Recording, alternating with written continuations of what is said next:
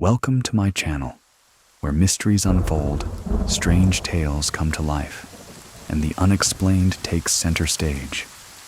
Here, we dive deep into eerie legends, unsolved cases, and supernatural phenomena that defy logic. Are you ready to step into the unknown? Brace yourself, keep an open mind, and join us as we uncover the world's greatest mysteries. Please listen to the story Ghosts of the Beach House: A Family's Encounter. Growing up, I had a lot of paranormal experiences. They were super subtle sensitivity to energies, noticing things in the home, hearing things when I was growing up in Fredericksburg, Virginia, if you're unfamiliar with the place. There was a lot of battles that happened. In Fredericksburg, Virginia, there's a lot of paranormal activity. They do a lot of Civil War, Revolutionary War reenactment. My grandfather was a home inspector. He would take me on a lot of his home inspections, and he would tell me scary stories about the property. We would hear footsteps, and one time he was in a foyer of an old colonial home. A pot flew across. A lot of the times his equipment was moved. One time I was with him, we came back inside the house. I looked down on the floor. The door was open. There was 2 muddy handprints, and 1 muddy footprint for about 6 or 7 steps, as if somebody was crawling, because they didn't have a leg anymore. All of this was fun and games for me, until I had the experience I'm about to tell you about. It happened a couple of years ago, in a different location, Topsail Island, North Carolina. Topsail Island, it was a massive hub for pirates. People think that they can still see Blackbeard's ship on the horizon. People also think that it might be the last resting place of Blackbeard's treasures. Topsail Island has a significant amount of energy. I had none of this information. When my family booked a vacation in Topsail, they were renting the beach house. When my family booked this vacation, I did travel all the way from Pennsylvania. Down to Topsail, I was already pretty tired. The drive was a couple of hours. For 6, I think, my boyfriend at the time. He picked me up, drove me all the way down. I slept a little bit in the car, but I was still really groggy. When I arrived at the beach house, it was not scary at all. It was a white house on stilts. The area surrounding was very swampy, but nothing that alerted me to anything. It was about 2-ish o'clock in the morning. I had just woken up. I was super groggy. I wasn't aware of what was going on. I'm locked on the door. My grandfather, he opened up the door. They both were whispering. They were tired. No one else was in the house. We said our greetings. It was cordial. Come in, okay? Thank you. Let's go to bed. My grandparents requested that my boyfriend and I sleep in separate rooms. They pointed me to the back room where I would sleep. It was through the kitchen. His room was closer to the front entrance and had a loft bedroom upstairs. I remember going into that room and feeling the heaviest weight I have ever felt in my entire life. This should have sent off some sort of ringer in my head, but it didn't. I was so tired. It was this really dense, thick smog kind of feeling. The feeling that hits you in the center of your chest, on your back, on your shoulders. I completely ignored it, and I had no other thoughts in my mind. Just unpack your stuff and get to bed. And I was unpacking these. These thoughts were not my own. I felt the energy of my past relatives.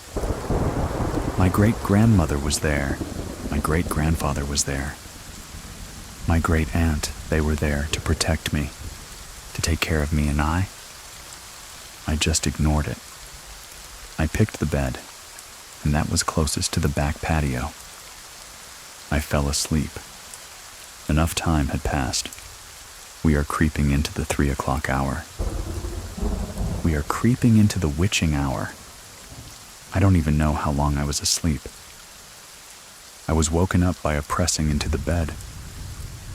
I was not shook. I was not nudged. Nothing fell. I was pressed.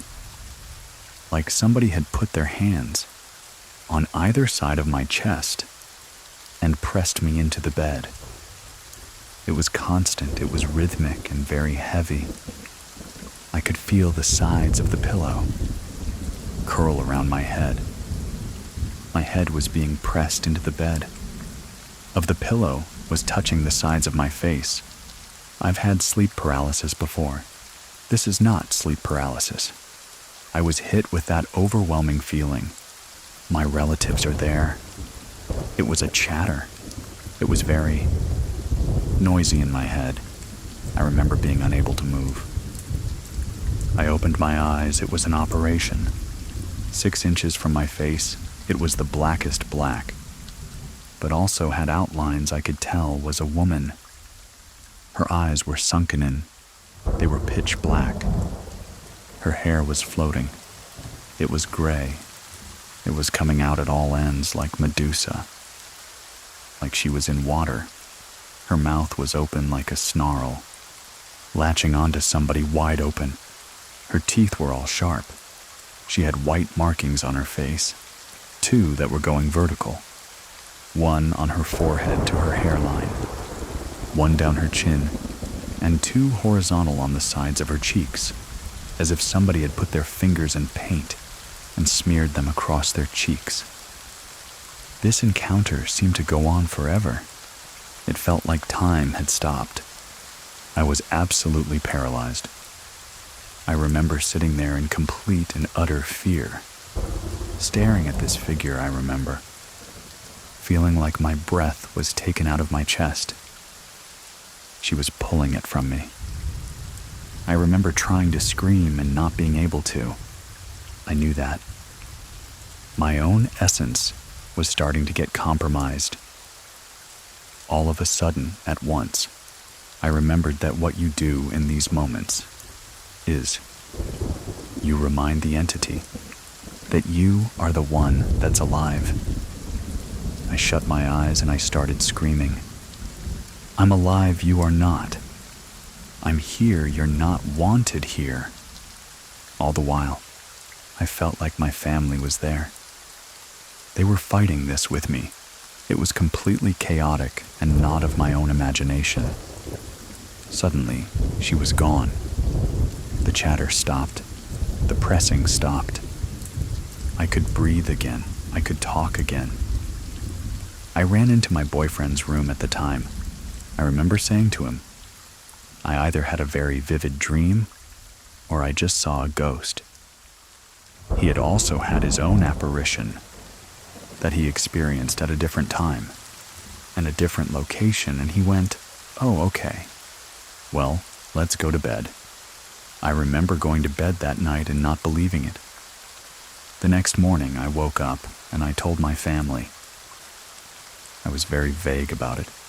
They joked about it and went, oh, maybe it's haunted. And I was like, okay, maybe, and we moved on with our day. They didn't take me seriously at all. Even though my grandfather had had experiences in his past, as well as my grandmother. She even captured an apparition in Fredericksburg with her camera sitting in a pew. My family is relatively sensitive, but we have never dabbled with anything that was dark, deliberately messing with us in any way. We went out, learned all about the pirates and tops and everything. That night, we as a family were playing Monopoly. The kitchen table was right next to my bedroom door. It was just fine. We had lots of laughs. And my grandmother said, okay, I'm gonna go to bed. And my boyfriend was like, okay, I'm just gonna go to bed. It's just my grandfather and I in the kitchen, cleaning up the board. He goes to my door. He stops and he stares.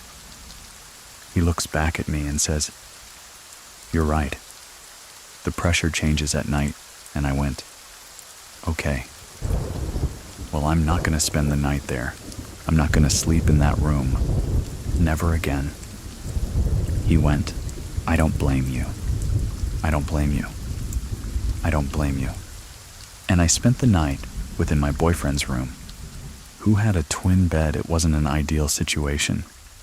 The next morning I wake up, and I hear my grandmother from the top of the stairs say in almost a joking way, "Baka saw the ghost."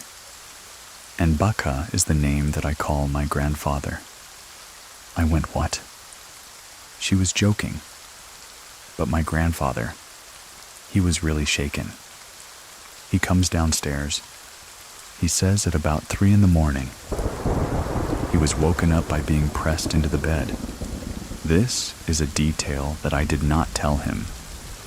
When he woke up, he kept his eyes closed and he turned over to my grandmother, who was to his right. He said annoyingly, "Pat, why? Why are you waking me up? She's still kind of asleep." "Doug, I'm not doing that." In that moment, he hears his wife's voice next to him. He opens his eyes. He sees a tall, black, shadowy figure in a top hat, sitting in the chair at the foot of the bed. He said to her then, "Who is sitting in that chair?" When she woke up, he turned to her. It was gone. I decided to sleep in the same room as my grandmother. I remember having the light on the whole time and having this unmistakable pressure surrounding me, constantly like chatter in my head, static around me. The energy was off, and my eyes were fixated on the foot of the bed. The moment that 3 a.m. passed, I turned over, looked at the clock, and I think it was 3:05, 3:10. Suddenly I was able to fall asleep. We told the owners of this house what had happened. They said, "Oh, you've never had any ghost encounters before." So I put it to bed. Whatever that was. That was very much real. It became my ghost story. During COVID, I was flipping through some streaming service. There was some documentary style on sleep paralysis. They showed a picture of a sleep paralysis demon called the Old Hag. It was an artistic rendering, I think done over 100 years ago, and I froze.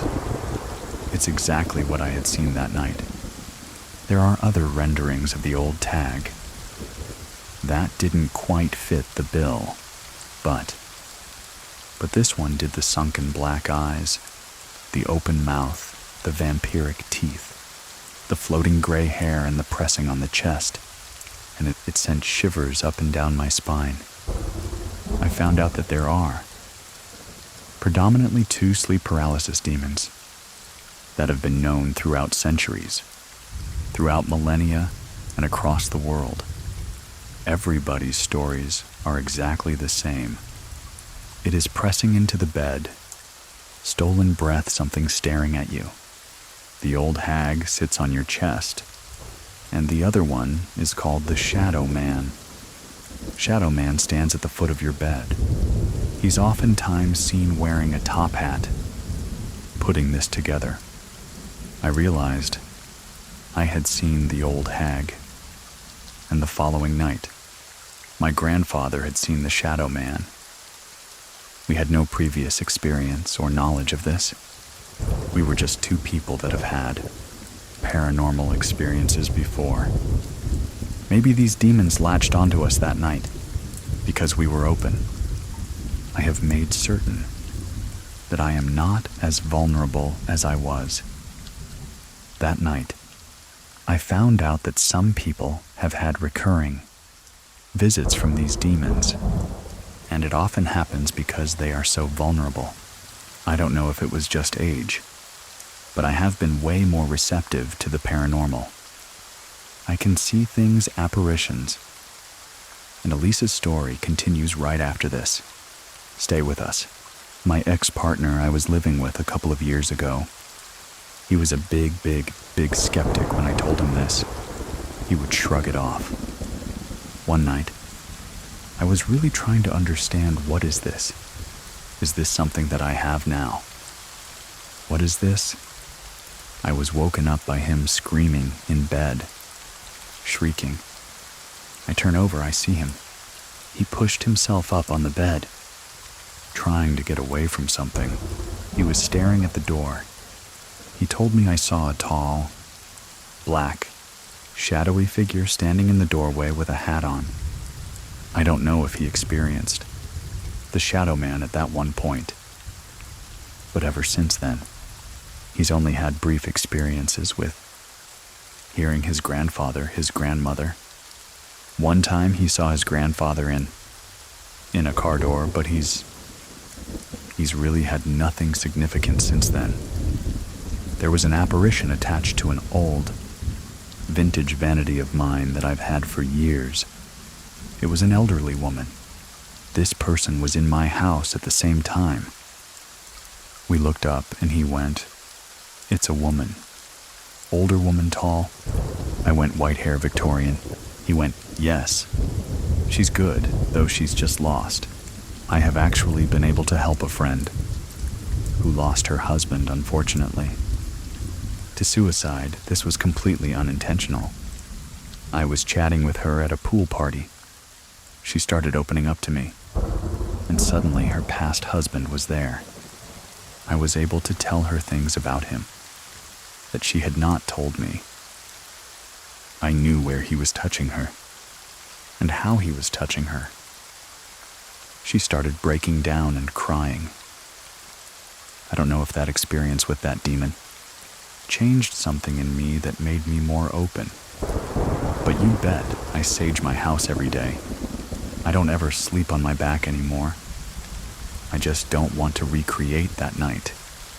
But it does seem that once these sleep demons enter your life, you become a little bit more attuned to the paranormal, I guess. Just had a lot of significant encounters since then. I used to live by an old iron mill, and I watched my dog get spooked by something, and at the same time I felt that pressure. The other night, I watched my other dog, alert to the corner of a room where we have kind of an altar for my deceased dog that just passed. I watched him stare in that corner and alert to it, try to smell the air, and once again, I felt that pressure, but it was positive. When it passed over me, I felt a wind on my face. I just have a lot of these experiences nowadays, that it seems kind of normal. That veil has been thinned in a way. Still to this day, I haven't had any more encounters with her. I don't want to have any more encounters with her. Maybe I wasn't the right kind of energy she wanted to feed off of. People will chalk it up to, "Oh, you were sleeping," and if you do some research on it, people don't actually know what sleep paralysis is. They don't understand why it happens.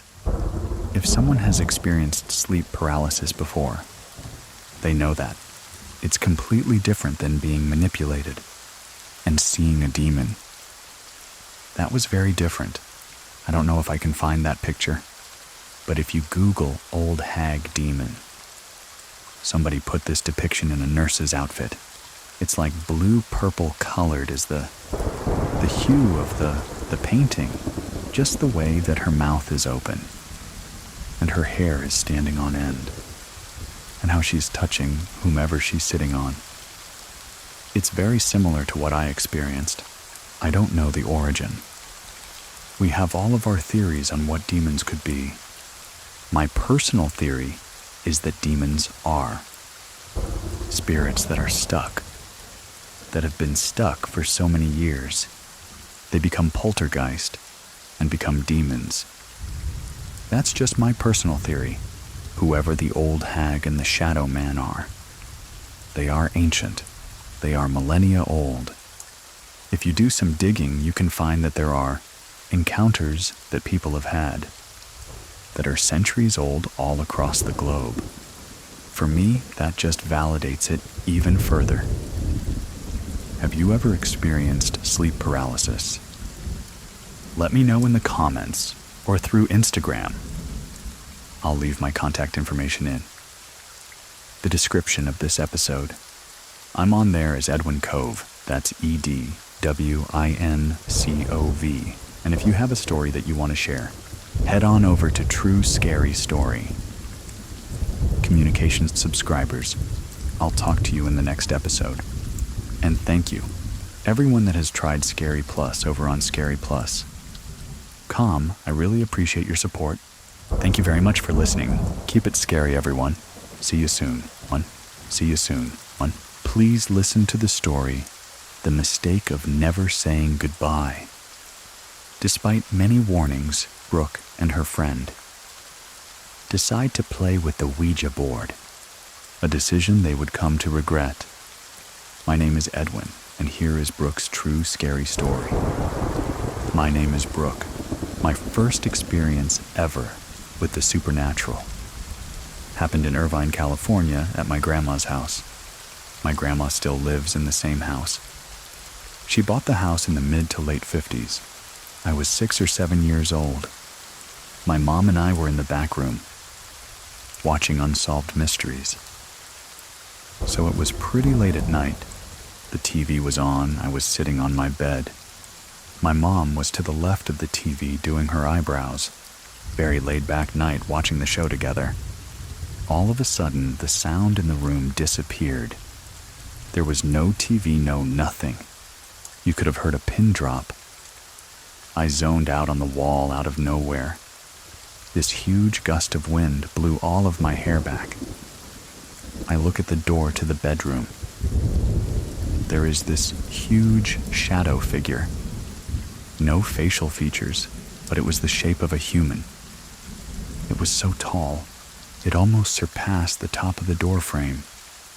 After a few seconds goes by, it instantly realized that I had seen it. It turns and starts sprinting down the hallway. I jumped up from my bed, I run down the hallway and stop. I just knew not to follow it. All the way to the end of the hallway, out to the door. It makes it to the front door and it disappears. I'm standing completely confused. I go back to my room and it's as if nothing happened. My mom's still doing her eyebrows. The TV is still on. She didn't even ask me about what happened. So it was honestly as if time just stood still. From that point on, I would see things, hear things. We moved around quite a bit when I was growing up. And it didn't matter what house we were in. Something just chose to follow me. I would hear my name being called a lot of the time. It would either sound like my mom, or someone was trying to sound like my mom to get my attention. I would even hear my name in class in elementary school. And of course, as a little kid, you don't want to hear someone calling my name in the middle of class and draw attention to yourself. I didn't want anyone to think I was crazy, so I kept it to myself a lot of the time. But the experiences never went away. They slowed down once I hit my early teenage years, 11. 12, 13. But they never fully went away. Even to this day, I still experience a shift in the energy in the room and this overwhelming sense of dread. It didn't matter what house we were in. Sometimes it would happen during the day. A lot of times it was at night. Just this overwhelming sense of I'm not alone. Someone is watching me. Fast forward to middle school. I'm 12 years old. We're living in a townhome. Still in Irvine, but out of Grandma's house. Me, my mom and dad, my brother and sister. My parents decide that it's not working, and they tell us that they're getting a divorce. Dad moves out. He has his own place. That doesn't last long. And he ends up back at my grandma's. And he meets my stepmom. They get married. They have my youngest sister. And we move into a house in Northwood, not far from my grandma's house. At all this house. The first time that we did a walkthrough of that house, it didn't feel right to me. Downstairs, no problem. As soon as I went upstairs were my soon-to-be bedroom, my siblings' bedroom. And my dad and stepmom's bedroom was. I just had a feeling of I don't want to be here. This doesn't feel right. I ignored it. We move in. We're going back and forth, spending about half the week with my mom, half the week with my dad and stepmom. Nothing happened at first. It was a lot of feeling again. Dread every time I had to go up into their room, or even just walk past their room. I absolutely hated that feeling. I would ask someone to go up and close their bedroom door. I would avoid even looking down the hallway. If their door was open, it never gave me a good feeling. This was going on for a handful of months, and I felt very fortunate that we moved into the same neighborhood that my best friend at the time was living in. Her house was 2 streets up, in the same exact neighborhood. We were spending the night at each other's houses. Every weekend we would alternate and meet at the corner. Okay, whose house are we spending the night at tonight? A few months goes by, I keep having these feelings. I can't shake them. And her and I are having a sleepover at her house. I'm telling her about all these things, how scary it is, and I wish I could figure out what was going on. She laughs and she goes, "Hold on. I have something I want to show you." She goes to her bedroom closet, and she pulls out a Ouija board. I grew up in a very traditional Mexican household. Most of my family are believers. You don't mess with the supernatural. And you absolutely do not mess with Ouija boards, no matter what anyone tells you. It's not worth it. I always knew it was something you avoid, but we were teenagers. A few weeks later, it was my turn to host. Having her over, she brought the Ouija board with her. The light that I would use in my room had a dimmer setting. You could dim it almost all the way down, to where it was almost like a very mild candlelight feel. We waited for everybody to go to bed and, of course, picked the absolute worst time. The witching hour, as they call it, to bust out this Ouija board. Her and I are sitting right across from each other. Our knees are almost touching. There's obviously space on either side of us. It's just her. And we have my light all the way on. We're sitting there, she takes it out, explains to me how it works. We both place our hands on the Ouija board. She's like, "Okay, what do you want to ask it first? Do you have an idea of what could be in the house? Is it an adult? Is it a child? I don't know. Let's just ask it if there's a ghost in our house." She says, "Okay." We put our hands on the Ouija board. She asks the question. The little piece starts moving. So of course I'm like, "Okay, you're moving it. This isn't really happening." She starts freaking out, and she's like, "No, I'm not moving it, I promise you. It keeps moving all the way to yes." I start panicking. I ask her to stop, and we sit there for a second. Clearly, there's something here. I'm not going crazy. What do I ask it now? She thinks about it for a second, and she goes, "Why don't you ask its name?" We put our hands back on. She asks the question. It slowly moves to GE as it's getting closer to the letter O. My lights dim by themselves. I start accusing her of moving it again. And she's like, "No, I promise you I'm not moving it." The lights dimmed on their own. It spells out Geo. George, maybe. We're trying to figure out what this name could be. Going back and forth, we're both a little scared. We put our hands back on the Ouija board. She asks the last question, halfway through it moving. The lights dim again. I feel this overwhelming sense of dread. That same feeling. Every time I walk past my dad and stepmom's room. Before I can even say anything to her, there's this sensation between where her and I are sitting. We are not sitting alone. I could very vividly feel the pressure of someone's leg against mine. I get up. I run and turn the light all the way back on. She's full panic, eyes wide. Did you feel that? I said, yeah. What the heck was that? We are completely freaking out. Don't want to wake anybody up. The lights are on. She puts everything away. Went to sleep.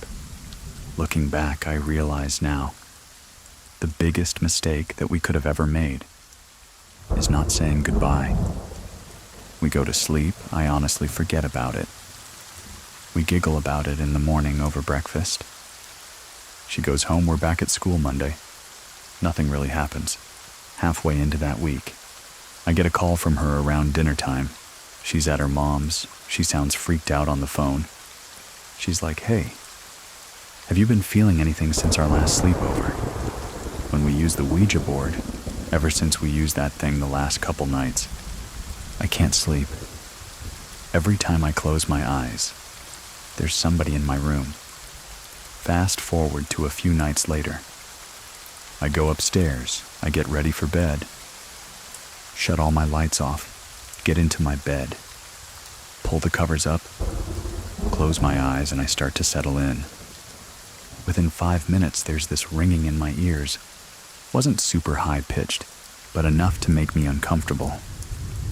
I sit up, get a little nervous, and I'm like, okay, you're making it up. Just close your eyes and go back to sleep. I lay down, I get comfortable again. This time, the ringing is louder. Now I feel this pressure on my chest. I tell myself, don't open your eyes. I could feel someone staring at me almost nose to nose. If I open my eyes, it would be right there. The pressure in my chest is getting heavier. I get the courage to sit up and open my eyes. There's nothing there.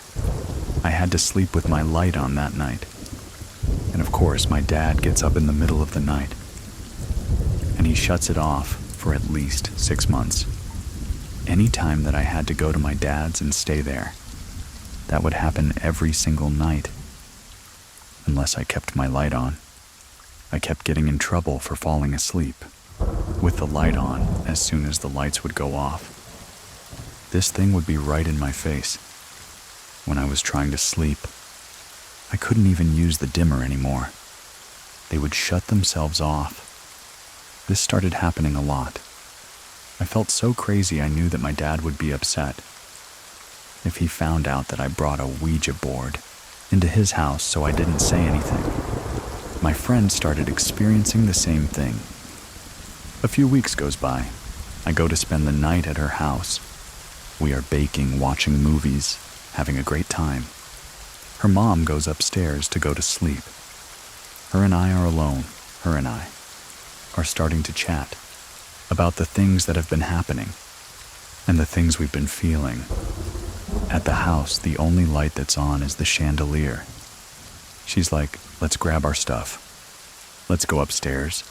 We'll hang out in my room the rest of the night before we go to sleep. She goes up the stairs first, gets to the very top of the first set of stairs, and stops dead in her tracks, staring at the wall. I'm standing at the bottom of the stairs like, what are you doing? Why are you not going to your room? She doesn't turn around. She doesn't move. She doesn't look back at me. Nothing. She just says, don't move. I'm standing there terrified. What are we not moving for? What do you see that I'm not seeing? I slowly turn my head, just barely to the left. There is this little boy sitting on the chandelier, legs wrapped around the bottom, staring at her and I. Do we run? Do we walk? What do we do here? I said. Just ignore it if you give it attention. It's only going to get worse. Walk upstairs, don't look over that way again. Her and I start with a walk, and of course, It turns into a run. We're terrified. We get to her room, sweating, freaking out. There's no way that really happened. It didn't. Go spend the night at her house for a few weeks after. That she told me. There was a few other times after that. Incidents that she saw him. I don't know if ignoring it is what helped it go away for her. But after a handful of times, it stopped happening. I had a few more experiences after that. I just thought, this was going to happen for the rest of my life. I'd be in the bathroom getting ready for school. Someone would shake the door violently. I'm alone. There's no one there. Things like that happened for several months afterwards. A few more weeks goes by. My little sister was a baby at the time. It was just me, her, and my stepmom home, alone. She's upstairs falling asleep in her bassinet. An hour goes by, and she starts crying. Something woke her up. I go to look at the monitor. I see a hand gently patting her back. She falls back asleep. I'm like, oh, perfect. I don't need to go up there. My stepmom made it up there as she went back to sleep. She's fine. 2 minutes later, my stepmom walks in the front door from outside. I said, did you just come in from outside? Or were you upstairs with the baby? And she's like, no. I was cleaning out my car. I didn't say anything. I just sat there. I went back and looked at the video later. And of course, there's nothing on there. I have nothing to show for it or to prove it. After a couple days, I started really just trying to visualize what I had seen, to see if I could put together what the hand looked like, or whose hand it could have been. I remember there being this green emerald ring on the middle finger. That's the ring that my grandma wore pretty much every day after that experience. And seeing what I believe was her on the camera, soothing my sister, everything just stopped happening. I was able to sleep normally again. My friend wasn't seeing stuff anymore. I like to think that somehow she paid a visit, not just to see my sister, but to be like, hey, you guys don't belong here, move on. I actually found out from my friend, a few years after all this had happened, that there had been a lot of crime in our neighborhood. Prior to us moving in, there was a park right across from our house, right across the street, that you could see from my bedroom window. I found out a few years later that a man that lived in the neighborhood for several years took his life at that park. I don't know if because our house was in such close proximity to the park, if maybe there was just this bad energy from stuff that had happened there, or from what happened with him lingering in the area. But I can definitely say, I'm still a firm believer that stuff is real. I have not used a Ouija board since 10, and I'll never use one again. I definitely still have experiences. I'm about to be 32 in November, and stuff still happens. It's not nearly as bad as it was. I make jokes about it now. I feel like keeping it lighthearted. It won. Doesn't scare me.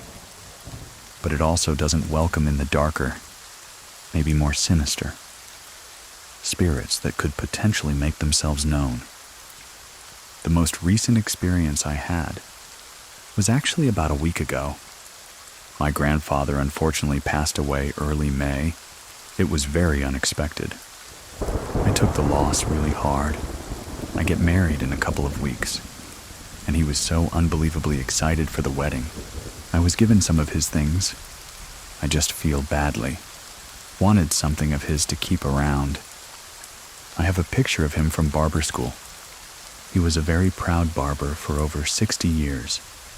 On the same shelf as his photo, I have a pair of beads of his that he wore all of the time. He loved to wear necklaces, and I have his hair cutting scissors. A week ago, I was getting ready for work, and out of nowhere, the light started making this weird buzzing noise and was dimming itself almost in frequency. There was no music on, no TV on. And I giggled and I was like, "Oh, Grandpa, you came to visit? I've been waiting for you." As soon as I said that, the lights shut themselves off and back on. They started making that sound again and dimming in frequency. The more that I talked to him, the more the lights started doing that. They would get really bright and then really dim again. It was him paying a visit. I still talk to him every now and again, and the lights will do their thing. I'm sure a lot of that is just having his stuff in our apartment, but I definitely still have experiences to this day. I'm just grateful that they're a little bit nicer now than they used to be. If you have a true scary story that happened to you and you want to share it with the rest of us, go to truescarystory.com and fill out the form. You can always reach out to me in case you have any questions. Anyway, if you like the show, drop some stars for us in the ratings and reviews. I'll be back next week with another story. Thank you very much for listening. Keep it scary, everyone. See you soon. See you soon. Please listen to the story, 3 Chilling Paranormal Encounters. My name is Edwin, and here are Diana's, Vanessa's, and Adrian's true scary stories.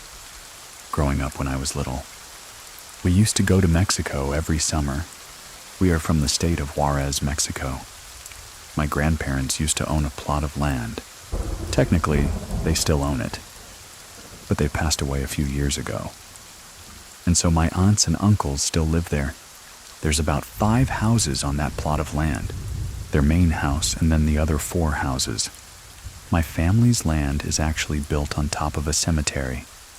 And so, there's always been different stories of things that they've seen, things that have happened. My dad owned the house that was located nearest to where the cemetery is. They would always hear banging on the walls. My mom, who is a non-believer of anything paranormal, one time stayed there, and she was woken up in the middle of the night with banging all on the walls, and it wasn't just on once, it was just all over the house, just banging all over the house. During breakfast time with everybody around, she's like, "Yeah, I didn't get good sleep last night because there was banging on the walls, Maybe something happened with the neighbor, and she was using the hammer." And they're like, "No, that's actually very common in that house." As a matter of fact, my other uncle who lives a house over has also heard those bangings. And so he came out in the middle of the night to see who was, causing chaos out there.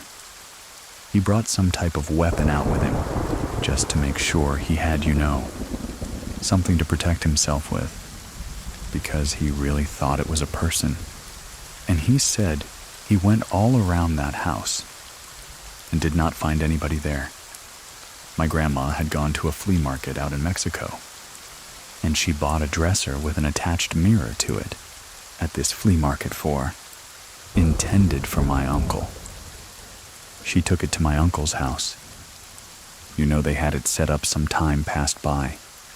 One night my uncle was asleep and something woke him up. He felt this uneasy feeling, like somebody was just looking at him.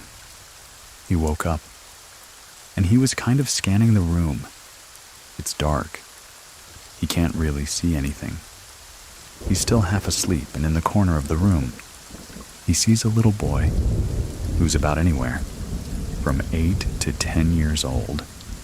He's just looking at him, and he tries to call out to him to get his attention. Little boy is not moving. He's not doing anything other than just staring at my uncle, so my uncle decides to grab, like his cover or a pillow to throw at him to, get a reaction out of this little boy to see what are you doing in my room? The little boy jumps from where he was to the dresser and disappears into the mirror. Fast forward maybe the next summer.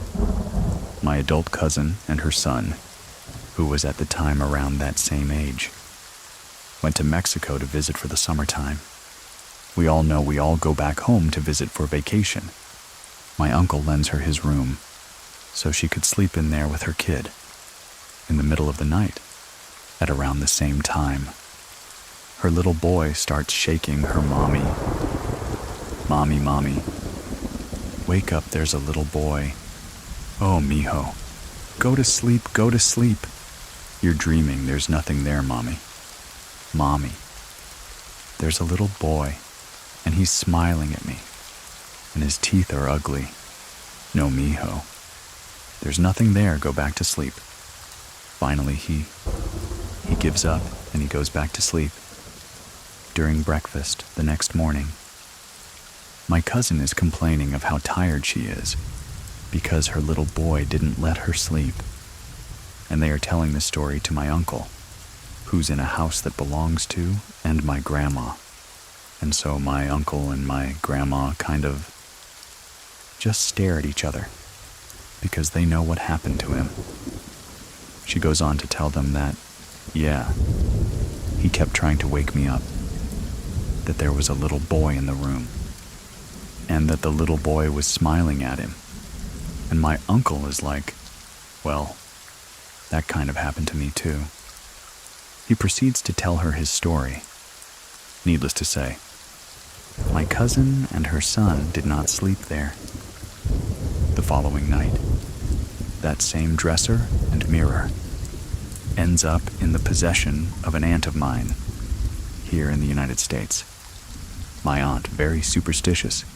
She had gone to see like a witch doctor at this time. The mirror and the dresser are put away in the garage. She knows the story of this mirror. Why she has possession of this mirror, I don't know, even though she knows the story. Anyway, she goes and sees a witch doctor for unrelated reasons. And this witch doctor gives her this little blanket, which is like a little pillow. A green one and a red one. One was intended for like luck, and the other one was intended for money. And she always carried these little pillows with her, in her purse. One day she was rummaging through her purse, and she notices that those pillows are gone. At the time, my aunt had, teenage sons. And so she kind of confronted them about it, and was like, hey, you guys were going through my purse. My little pillows are gone. Why were you guys going through my purse? They all deny. They're like, no, Mom. It wasn't us, we didn't do anything like that. They end up finding those pillows by the mirror, in the garage, and no idea how they got there. Once that happened to her specifically, that's when they're like, okay, no, we need to get rid of this mirror. Something is wrong with this mirror. We got it at a flea market. It's in Mexico, so something or somebody must have done something to this mirror that, would have caused, like, this little boy to get stuck in there. And so ultimately, that's what led to their decision to get rid of that mirror. Everything stopped, like, there was no other occurrences with a little boy or anything going missing after they broke it. Essentially, we've always been scared that that land was built over a cemetery. Because there's been other, like, small occurrences that have happened, but I think that's the creepiest one. This took place May of 2015. Me and my husband were going to New Orleans for the first time. We have a timeshare thing, so we were able to get a 2-story room. We were going to be there for 2 whole weeks. For whatever reason, they would not let us stay in the same room. For both weeks, we had to stay in one room for 1 week, and then they had to check us out and put us in another room for the second week. This happened the last Friday that we were there. On the first week, if that makes sense. When checking into the room at first. You're looking at it and it's so cool. It totally looked like what you would think New Orleans would look like. It had like brick wall. There was weird kind of paintings in there. And I remember even walking in there. I was taking pictures and showing the video and everything. Walking throughout everything. I remember walking upstairs and getting like a, I don't know about this. I brush it off. Because we were new arrivals for the first time. I was super excited. There was a second room in there too. I just didn't like it. I don't want to be in here by myself type thing. The last night that we were there in the first room, I knew that I was dreaming. Because I remember we were in the master bedroom. Like I said, this was like a 2-story room. I remember sitting up in my bed, and I kept hearing things. I felt like it was cabinets opening and closing. Opening closings and doors. Opening and closing, opening and closing. I knew no one was in our room. It was just me and my husband. I knew my husband was in the bathroom. I don't know how I knew that. But I knew that my husband was in the bathroom. I was sitting in bed, and I asked, "Hey, are you not hearing this?"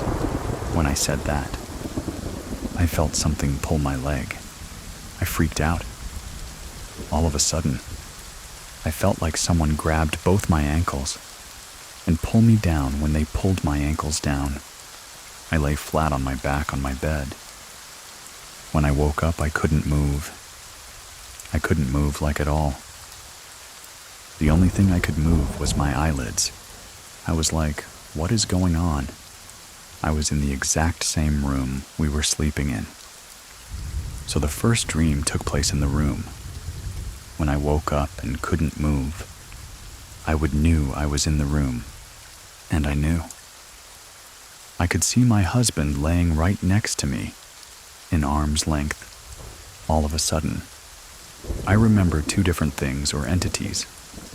I don't know what they were, but I felt one hand on one shoulder and another hand on my other shoulder. They were holding me down. It wasn't hard, but I could feel them hold me down. The only thing I can remember is them looking, like the Monet painting of the screaming person. All I saw was they were like misty, and all I saw was like 2 eye sockets and a long face. I couldn't move anything but my eyelids. For the life of me, I just wanted for him to wake me up, because he was right next to me in bed. All of a sudden, I hear both of those entities.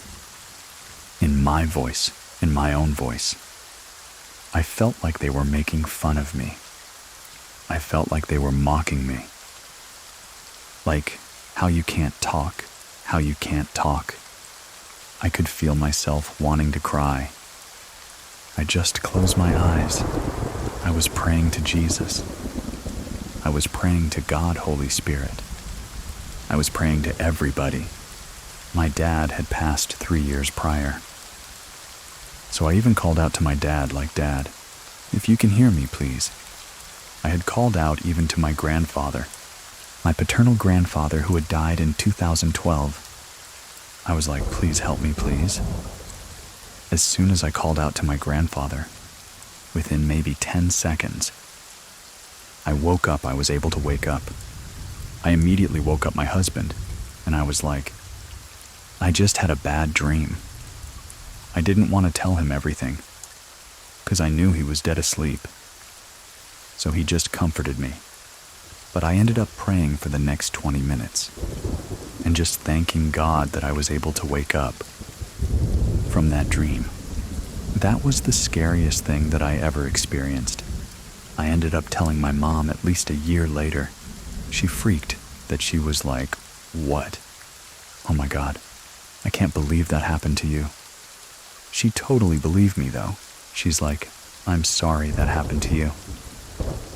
I remember the resort that we were staying at. was called the Quarter House. It was built in 1830.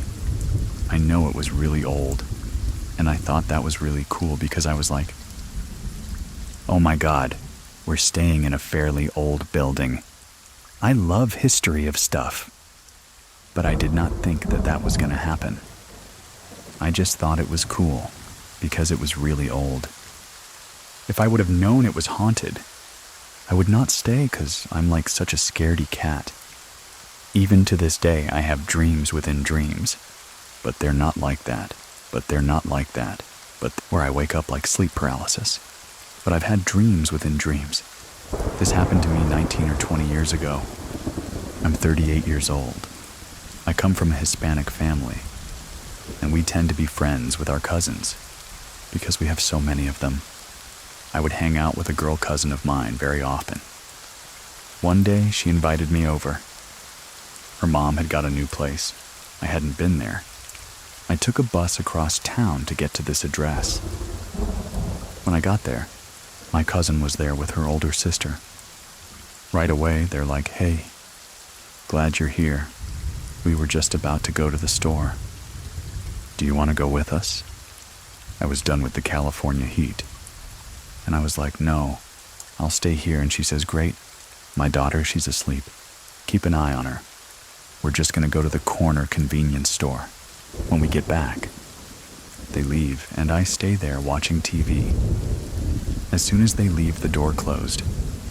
The little girl sits up and starts asking me over and over again, "Where's my mommy at? Where's my mommy at?"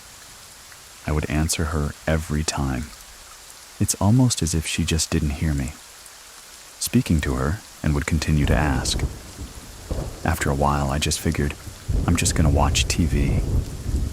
Sit here, little girl, still asking me the same questions. But it could have been 15 or 20 minutes. I hear the metal door, it swings open. Makes that sound that you hear on these doors. Then I can hear the wooden door swing open. Then I hear my cousin. She's laughing, as if they're joking. She says, "Ha, Joanna." I hear what sounds like a plastic bag landing on a wooden table. The exact sound you hear of a cheap corner store bag. I look at the little girl, and I respond to her. "Your mom's home." I walk into the kitchen. There's absolutely nobody there. The doors are closed. Everything's closed. There's nothing there. I walk right back to the room thinking, what did I hear? What's going on? The little girl's still sitting there, but now she's staring at me. She starts asking me all over again. Where her mommy's at, she's probably asked me 15, 20 times where her mom's at. In the same tone over and over again. A few minutes later, I hear the wooden door rubbing across the floor. I hear my cousin again laughing, and I hear her say, "Ah." F in Joanna. I hear the bag with the soda hit the table. I'm too scared to get up. I sit there for a minute. I'm not saying anything to a girl. She's still asking me for her mother. All of a sudden, my cousin pops her head around the corner. I jump up, run to the kitchen, and I tell her, "I heard that you guys came. But you weren't here." Both my cousin and her older sister just staring at me, like it's not a big deal. After I tell them what happens to me, they tell me when my mother gets home, "We want you to tell her what happened to you." An hour or two pass. My aunt gets home and she's not surprised. She starts telling me that when she first moved into that house, my aunt, at that time, she was a single mother. When they first moved into that house, she would constantly catch her daughter in her closet, going through the boxes making a mess. My aunt, getting tired of telling her to get out of the closet, she tells her, "What are you doing in there? Why do you keep going in my closet? And what are you searching for?" Her daughter looked at her and told her, "The little girl is telling me that there's toys in here. That's why I'm in here. She tells me She spoke to the owner as she asked him, "There's been weird things happening in this house. Has anybody ever said anything? Or told you anything the owner himself was like? I've had a hard time keeping this place rented. I have heard some things I don't believe too much. I haven't experienced anything myself." He never stayed there. He said that. There was a family that had passed away in that home. A mother and a father, and they had a daughter. They had passed away in that house. My aunt lived there for a number of years. But one thing that had happened to my aunt there. She was dating a man for a while, and they would go out. Sometimes he'd go out on his own. She'd stay home. One night, he had gone out with his friends. She stayed home. She had work. She was tired. She fell asleep in the living room on the couch. Late at night, she woke up to the sounds of somebody getting there. She saw the figure of who she thought was her boyfriend, coming home from a night out with his friends. She said, "I just glanced and told them, 'You're going to sit with me.' And she gave him space at the end of the couch. She saw this figure sit down. Later on, at 3 a.m, there was knocking at the door. She gets up, opens the door. It's her boyfriend, just getting home and being dropped off by his friends. I know other people that things happen to in that house. My sister has a story when she graduated high school. She took one of her high school friends to that house. My mother had gone to the casino with that aunt. This girl, she felt strange sitting in the living room. She kept glancing to her left, where there was a small bathroom. The door looked like it was trying to open. She couldn't hear anything, but the light was on, and then it was open. When she glanced back, the door was still open, but now there was a doll sitting on the sink, and face out of the bathroom. A lot of our family have known that things were happening at that house. I talked to one of my other cousins before I did this interview, and he was even like, "Yeah, everybody that's been there knows that. There's something weird going on at this house. Everybody doesn't experience the same thing there, but everybody there says that they can feel something there, watching you. You get this feeling as if something's waiting. It's waiting to do something to you." After that happened to me, I would feel uneasy in there. Years ago, I remember trying to look it up about the internet, probably 20 years ago when I was 19. I never really found anything. I know when I looked up the house, I know this house gets rented quite often because it's not a very nice house. Super tiny. It almost looks like a studio with an extra room. I don't think people stay that long. My aunt was one of those people. She was older. She believes in God and everything. It's where she's like, "Watch. Just pray. Things will leave me alone." But she didn't want to stay there. After a while, she felt like something was trying to be on top of her, hold her down. She needed a struggle, and she got up, caught her breath and stuff. Like that. I had heard stuff like that from that house. I remember seeing an old house being remodeled, our neighbor's house. There would always be stories about this house being haunted. They would rent it. I never saw anything myself. What made me believe, I think, if at all maybe people do sense things, is the neighbors would always say, "This little house was haunted. It shared the property light with our house the day that we were remodeling it." I'm probably like in the 6th grade and I'm being nosy. I'm out there, all of a sudden I see that one of the contractor guys. He's like, "Hey, everybody stop. Go call the owner, 'cause we need to figure something out.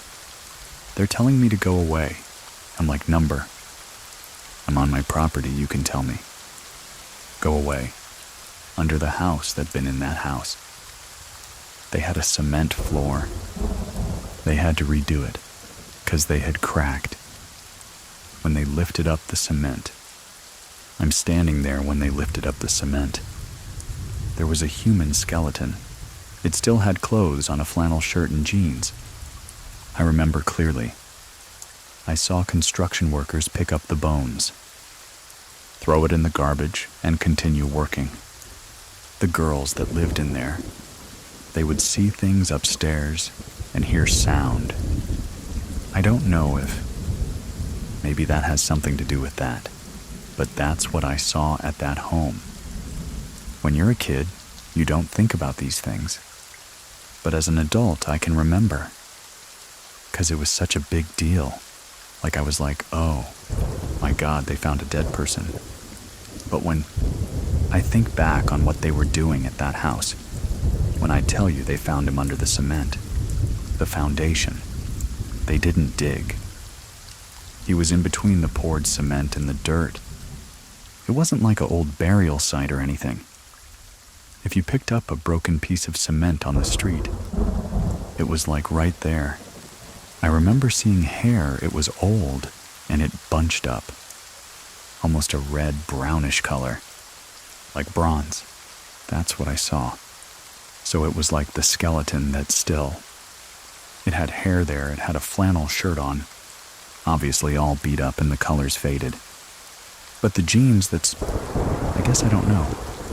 I remember seeing the jeans. You think stuff like that would fall apart.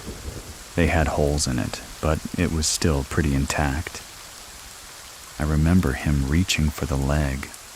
I had jeans on, but when he pulled, the bones that you have in your waist area, you can see them separate.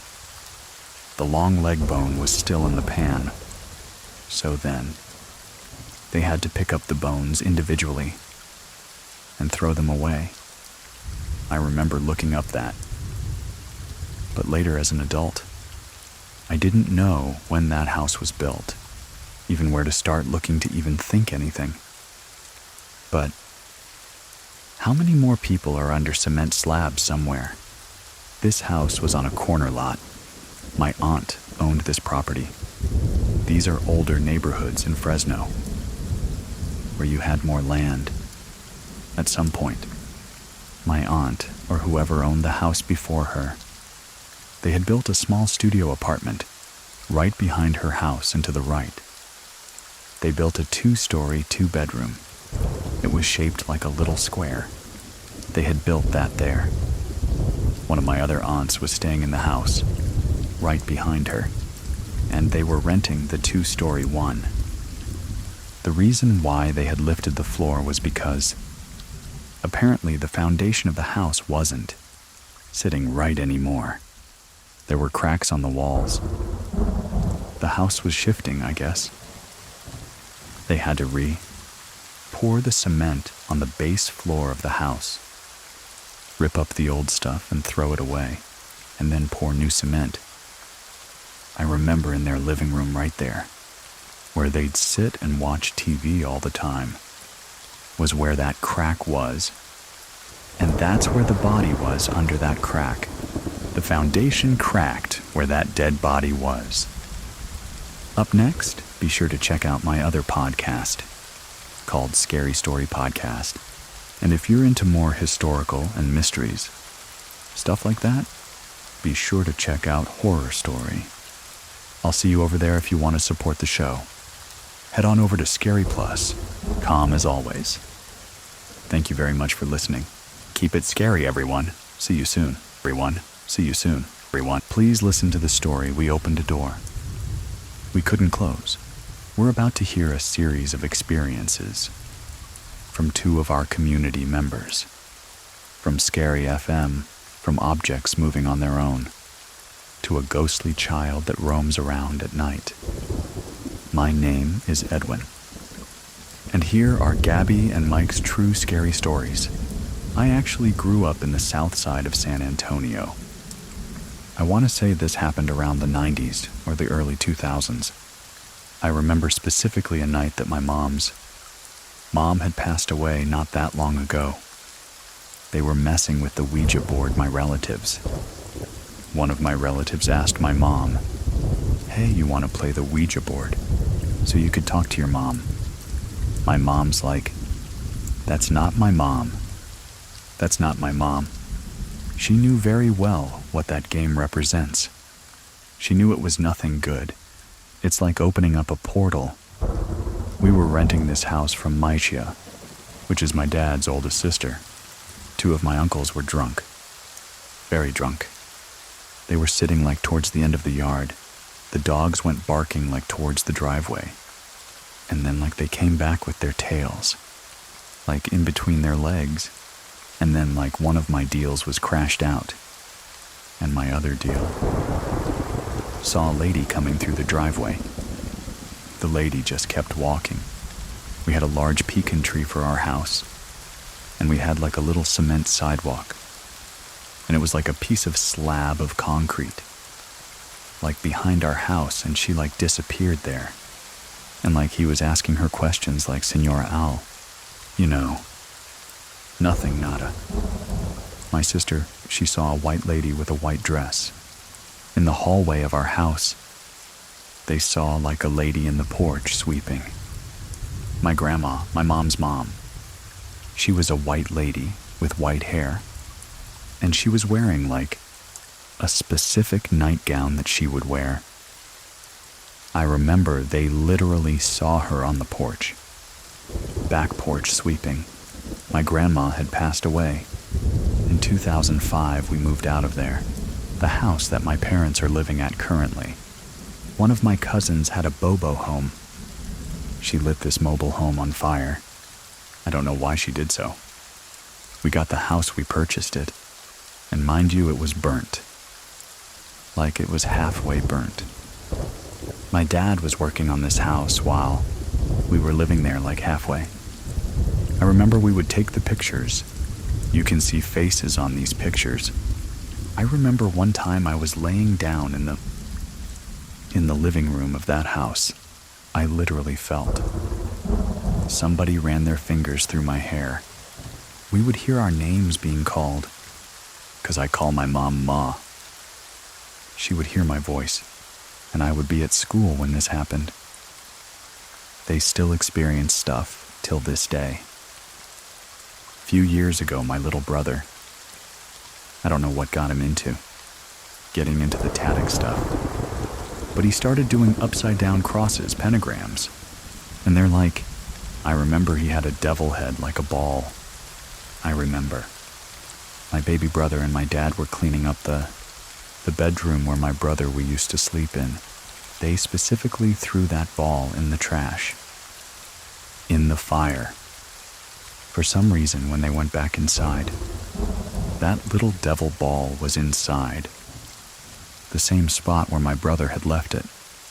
One time, my mom was washing clothes.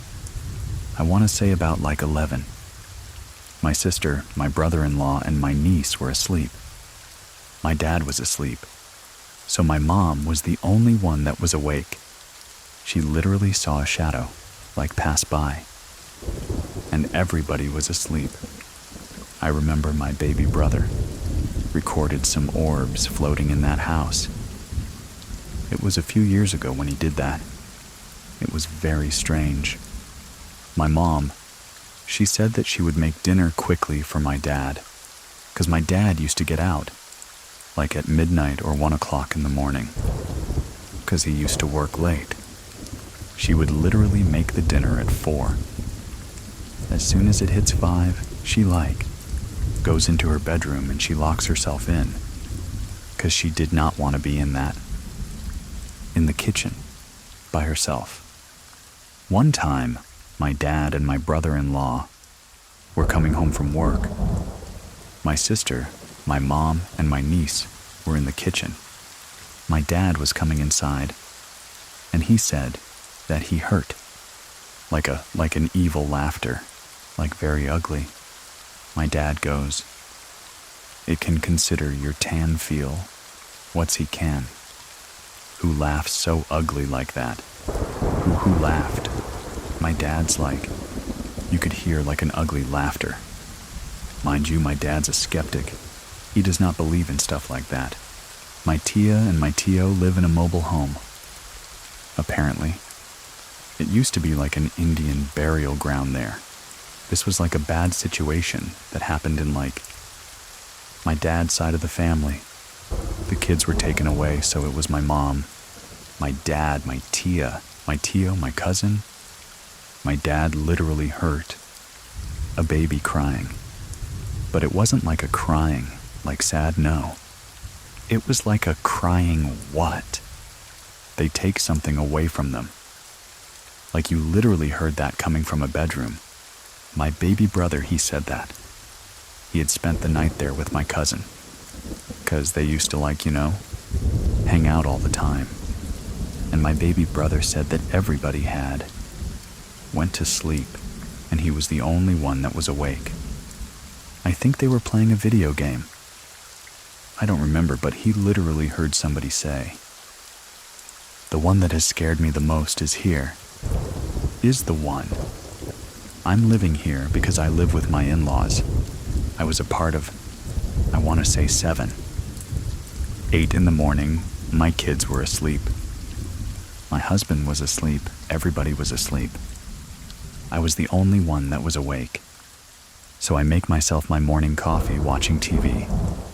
I specifically heard footsteps, coming from the hallway. I was waiting for one of my kids to come out of the bedroom. Nothing. Nobody. What my husband said that the nephew of his had saw, like a shadow. 'Cause my mother-in-law, she has pictures of my nieces on the wall, up from their quinceañera.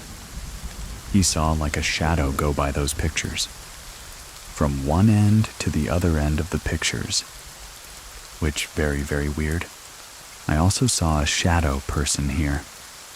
I was washing the dishes from the corner of my eye. I literally saw a shadow go to the hallway. I went to go peek, nothing. I asked my husband, I'm like, have y'all done the research of this house? I'm gonna try to get my husband just to tell his stories. Mike and Gabby were both present during the recording for this story. And up next, Mike is going to share some of his own experiences. We've been here for since early 90s. And I think this house was built sometime in the mid to late 80s. And we moved here in the early 1990s. I'll say 91 in the previous. Owner here was just some guy who owned a motorcycle, but he was here for such a short time. I don't even know when it even started. To tell the truth, maybe in the mid to late 90s. A friend of mine and I, he would stay the night every now and then. We were playing a PlayStation 1, just being goofy or whatever. So I hopped over the couch and I went to the kitchen. Got some Kool-Aid. It was a glass cup too. So I placed it on top of the table. There was a phone book there. So I don't remember if I was on top of the phone book or if it was right next to it. I just put my glass there, hopped back over the couch. Out of nowhere, boom. We both turned around. I thought you heard that. Oh yeah, it's obvious. So I got up and I turned on the light. 'Cause we had the lights off. I looked around. I think I put my glass on top of this book. And the book was on the floor, the big old phone book. I was like, oh, I guess it's time to go to sleep. Let's turn off the game and go. I was in my old room and use the restroom. And the restroom is right next to my old room. And I don't know what time. It was super early, maybe 3, 4, maybe 5. I don't know, it's still dark outside. So I'm still kind of groggy, so I'm going to the restroom. And this is when you had those lights that, you plug into the on the wall candlelight kind of effect. I reached for the door, and the door was creaked open already. So it opened up just a little bit more, and I was like, Nope. I just turned around, went back to sleep, held it till like sunlight showed up. I would say this was probably around high school times, and my brother was sleeping in the living room. I went to go restroom or whatever. My brother was hiding in the kitchen, like crouched down. Goes, "Hey, Mike."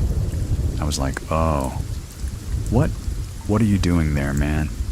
He's like, "Something is hitting the glass on the window." At that time, we had like a past the backyard.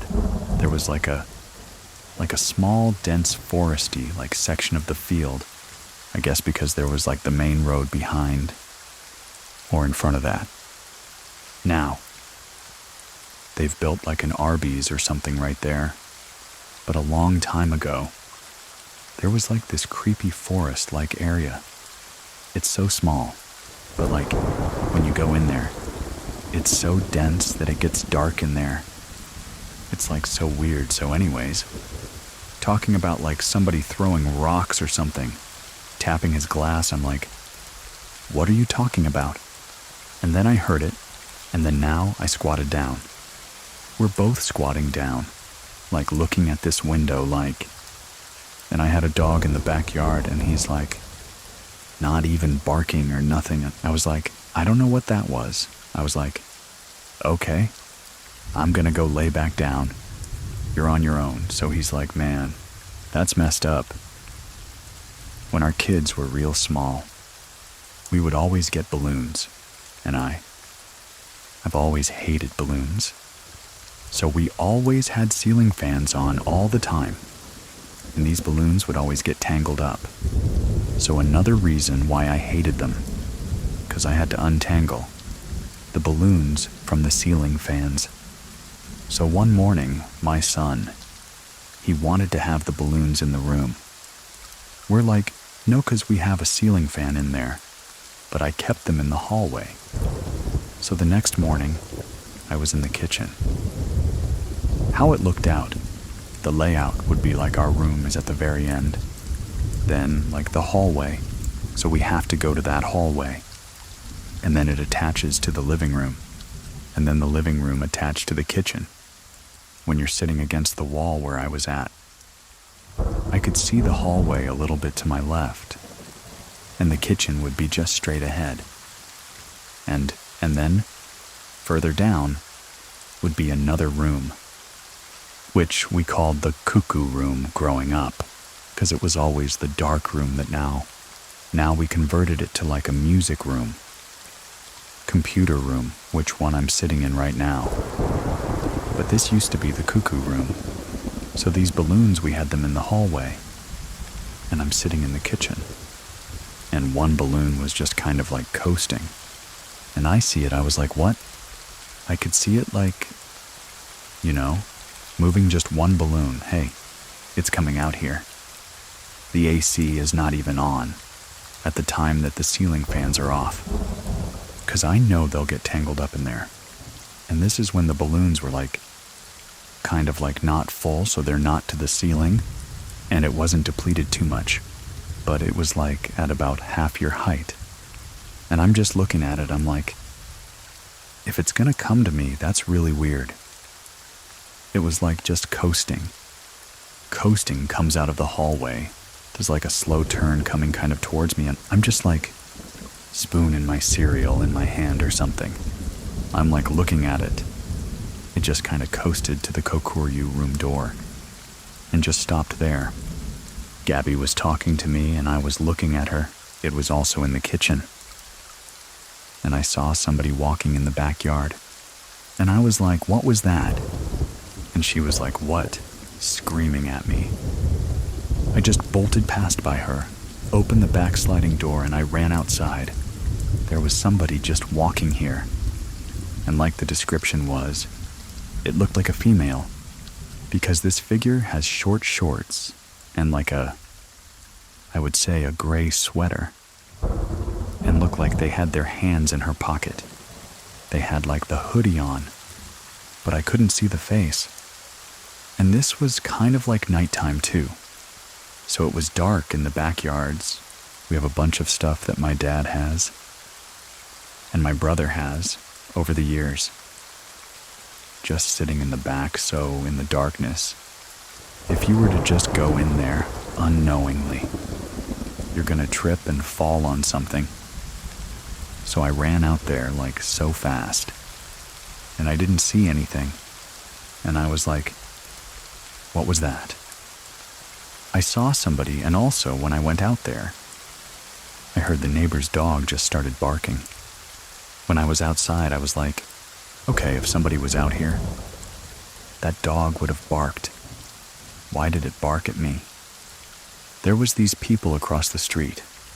They took a picture of their daughters. They were like, oh my gosh. They took a picture of a ghost. And I was like, what are you talking about? Let me see. They had a couple of pictures of our neighbor across the street's daughters. And one of the pictures had like this guy. He'd had like thick rim glasses, the white long sleeve shirt, and you could see it so clear, but he was transparent at the same time. And he was like walking up the street, looking towards not the girls, but like at the camera. It's so clear, but nobody knows who this guy was.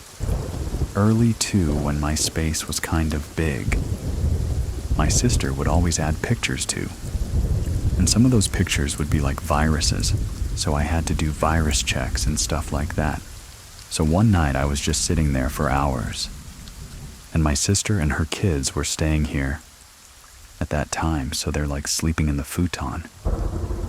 I'm just sitting there, you know, on this laptop, and in the corner of my eye, I saw something move, so when I took another look, I saw a shadow.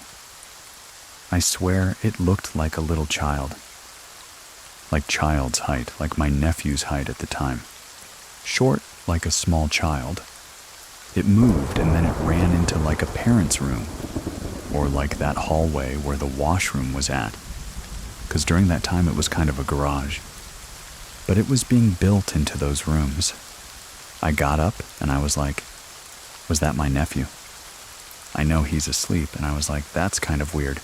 My boys were pretty small. Gabby and the boys were asleep. I, go to the hallway, go to the living room, go to the restroom, and I hear footsteps. It sounded like it came from maybe the hallway. Came to the door, and I'm like, oh, it's probably the boys. They probably have to use the restroom or something. So I have to quickly finish my thing. And I hear run stop and then run back. Like maybe they got scared and ran back into the room. I come out, open the door. Nobody's out there. I'm looking okay. That's weird. Go back into the room. And I go to my boys and see Gabby. And they're all asleep. I was like, what was that was so clear? Like somebody barefooted ran. Feet running from far away to close and then back. Told Gabby about that. She heard something similar too. And when our firstborn was small, right? I think we had the baby monitor, and it was kind of, those things kind of sometimes work. Sometimes they don't, and I think we had it on. And we heard a baby cry from the hallway. And I was like, I think I heard him cry. So we ran over there to go check. And he was sound asleep. If he cried, he would have been awake. I don't think it came from the monitor at all. It's so strange. Everything that's happened with me. It's like I never really got scared. I guess I did. At first it was like kind of creepy. But now I'm like, I don't really care. But I always get real interested, like hyped up when something I see or hear. If there's something here, it's not harmful for sure. If you want to share your own true story, visit me over on True Scary Story. Links to. Everything will be in the description of this episode to get next week's story early and all of our catalog without ads. Try out Scary Plus over on Scary Plus. Thank you very much for listening. Keep it scary, everyone. See you soon. Please listen to the story Baby Monitor. My name is Sean, and I've actually been on the show before. I told a story about when I experienced some paranormal type situations in my childhood homes. The experiences had dwindled off for most of my early adulthood until around 2020. July of 2020, I lost my mother. Shortly after the COVID pandemic had started to peak, my mother took a turn for the worst and passed away unexpectedly. Shortly after that, I found out that I was pregnant. This was not something that me or my boyfriend had planned. It was very unexpected, and I kind of took it as a gift, kind of from my mom, because we had been talking before she passed away about how excited she was at the idea of becoming a grandma. And I told her, I don't even know if I can have kids, so we'll see what happens. And then, shortly after she passed away, I found out I was pregnant. We were in a one-bedroom apartment at this point, and we decided that it was time to try to find ourselves. Actual house, a space where we would be able to grow as a family. And I started house shopping.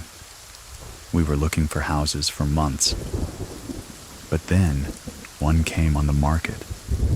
That happened to be on the same street that my childhood home that I had originally experienced a lot of the paranormal activities was on. I decided to go take a look around.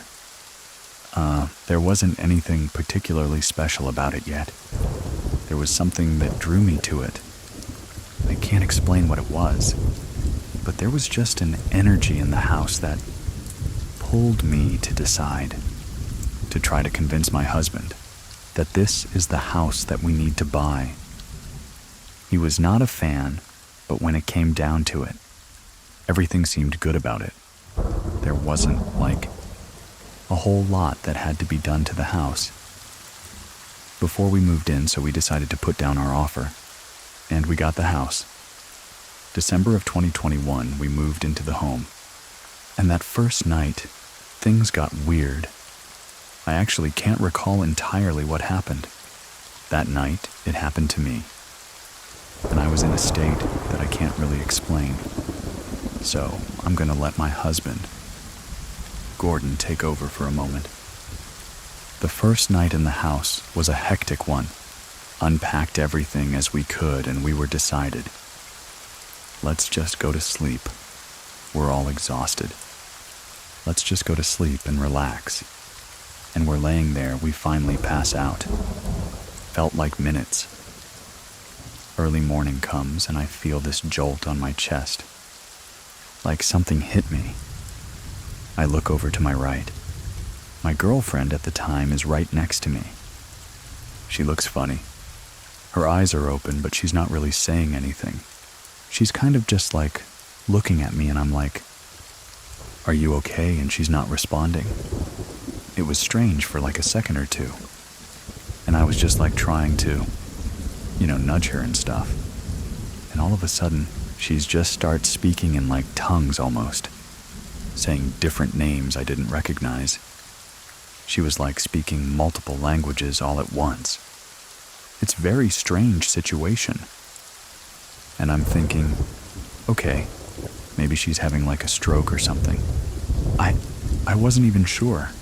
So I'm okay, so try to wake her up or something. So I'm just trying to wake her up, and she's just flapping her arms around and yelling and trying to get my attention, even though I'm literally staring at her. It felt like she was almost possessed or something, like she was being taken over by something. This is early in the morning too. Sun's barely coming up, so I'm trying to hold her up. I physically had to hold her up with my shoulder in the bed to try to keep her up without laying down, trying to shove apple juice into her throat. And finally, as I get probably a cup and a half down her throat, she's finally kind of saying English words. The weirdest part is, she had no recollection of anything. We had full different language conversations, trying to decipher what we were trying to say to each other, but she was just only halfway there, and her eyes were just glazed over. One of the weirdest situations I've ever experienced in my life. The weirdest part about it was that the only thing that I can recall was feeling like I was freezing, and I was trying to tell Gordon, "I'm so cold, Gordon.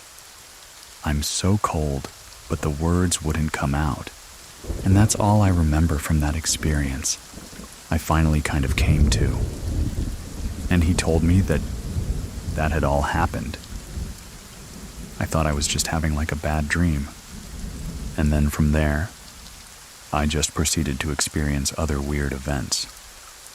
One in particular that still sits very heavy with me was, we had probably been in the house 3 or 4 months. At this point, I had moved my son into his room. He was around 8 or 9 months old, and that was really hard for me, because when we were in the apartment, we had one of those side-sitting cribs, and he was right there next to me.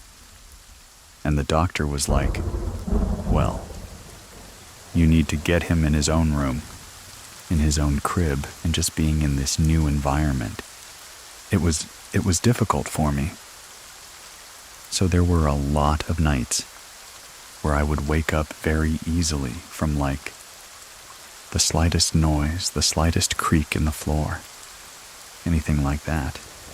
And my husband is the complete opposite. He could sleep through an explosion. One night around the summertime, we were sleeping, and I was woken up very abruptly by a large banging. Sound like something had fallen downstairs. I didn't get freaked out too much at first. I assumed maybe one of my pets knocked something down. We have a couple of cats and had a dog at the time. But then I heard footsteps coming up the stairs. They didn't sound like paws or anything like. They were like loud boots, stomping on the creaky wood of my stairs. I'm sitting up in bed at this point. I'm trying to wake up Gordon. He's not reacting. And I'm like panicking, because I'm thinking somebody broke into my house. Since we're in an older house, there's about an inch or so of space between the floor and our door, so you can see people's feet and things. I saw a pair of feet boots settle in front of the door, and I am fully panicked at this point. I can't get my husband to wake up. He's snoring, having a great time, and I'm like, I'm about to die. And all of a sudden, as things seem to quiet down, my door starts to aggressively shake and shake, like somebody's trying to get in, but they can't figure out how to turn the knob. And the door is slamming and slamming and slamming. And finally, I'm like, Gordon. He wakes up and it stops. I'm crying at this point. I am in tears, begging him to do something, that someone is in the house. Someone's gonna hurt us, someone's gonna hurt our baby. So he gets up in a stupor, goes and opens the door, and there's nobody there. He goes and checks downstairs. Nothing has fallen. Nothing's out of place. To this day, that still sits with me, because there are still times where I will wake up in the middle of the night and I can hear the door jiggling. Not as violent as that first time, but like somebody's trying to figure out how to get into my room. At first, when some of the footsteps started, I put it in my head that maybe it was my mother, keeping an eye on us. She was always like a huge believer in the paranormal. She always believed that the ghosts, or entity, that we were dealing with. In my childhood, homes were my grandmother. She always kind of put it in my head that the people that we care about most stay with us for a while after they're gone. But the way that it behaved in that moment, it didn't feel like something safe. It didn't feel like something that was there for a good reason. As time went on, it seems that Whatever this thing is that we're dealing with has taken a liking to my son. So, Alec, my son turned 1. He was just learning how to talk, and he would just like giggle and kind of like whisper to himself in bed. We didn't think too much of it at first, until one particular night. We have this video baby monitor that, when a sound goes off, it'll turn the video on so that you can see into the room. We had it at the time face down right, so that we could see him in his crib. This particular time, the monitor turned on and I just heard like a grumbling. I couldn't figure out what it was at first. I thought maybe it picked up, like the air conditioner or something in his room. But it was kind of like a bra, bra, bra kind of sound. So I went to look at the monitor, and I see my son just sitting up in his crib, talking to the wall.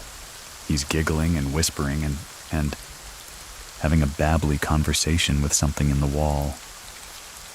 And at this point, he wasn't old enough to really be talking so I couldn't ask him about it. But this was something that continued to happen for the last 2 years, where the monitor would pop on and he's sitting up, sometimes asleep, sometimes not talking to someone or something. One particular night when he was around 2.5, he was in a twin bed that we have in a frame that's like on the ground, because we didn't want him to fall out of bed. And this night, the same kind of thing happened where the monitor turned on. There was a weird scratchy, grumbly sound, and when I went to check Alec, my son was sitting up in the middle of the bed, just staring straight ahead. And I'm looking at him, and I see the room is dark. And yet there was just in the corner of his room, behind his bed, there's just this giant black figure. And I'm thinking I'm seeing things at this point, and I'm getting ready to go up there. I put one foot on the step, and my son looks up at the camera. He goes, "Mommy, Mommy." In that moment, the darkness disappeared, and he just laid back down and went to sleep. I was just frozen on the stairs, not sure if I actually saw what I saw. It's unsettling, because I don't know if whatever this thing is friendly, if it's got a motive, or why it seems to suddenly be attracted to my son. My son's obsessed with ghosts. I'm not sure where he even got the knowledge of ghosts. He asks my husband to play ghosts with him every night. He wants him to put like a sheet over him and go, "Ooh," and like pretend to be a ghost. No idea where he even learned that word. Just this morning, I went in to get him to go to daycare, and he gets up and he goes, "Mommy." Guess what? My friend did exercises with me after Daddy left. I was like, "Who's your friend?" And he just goes, "I don't know." Part of me wants to think that maybe it is my mom, watching over him and coming to see him, but the way that whatever this is treated me and treated my husband, it's hard to be confident in something like that. There was a time recently, Alec was in the living room playing.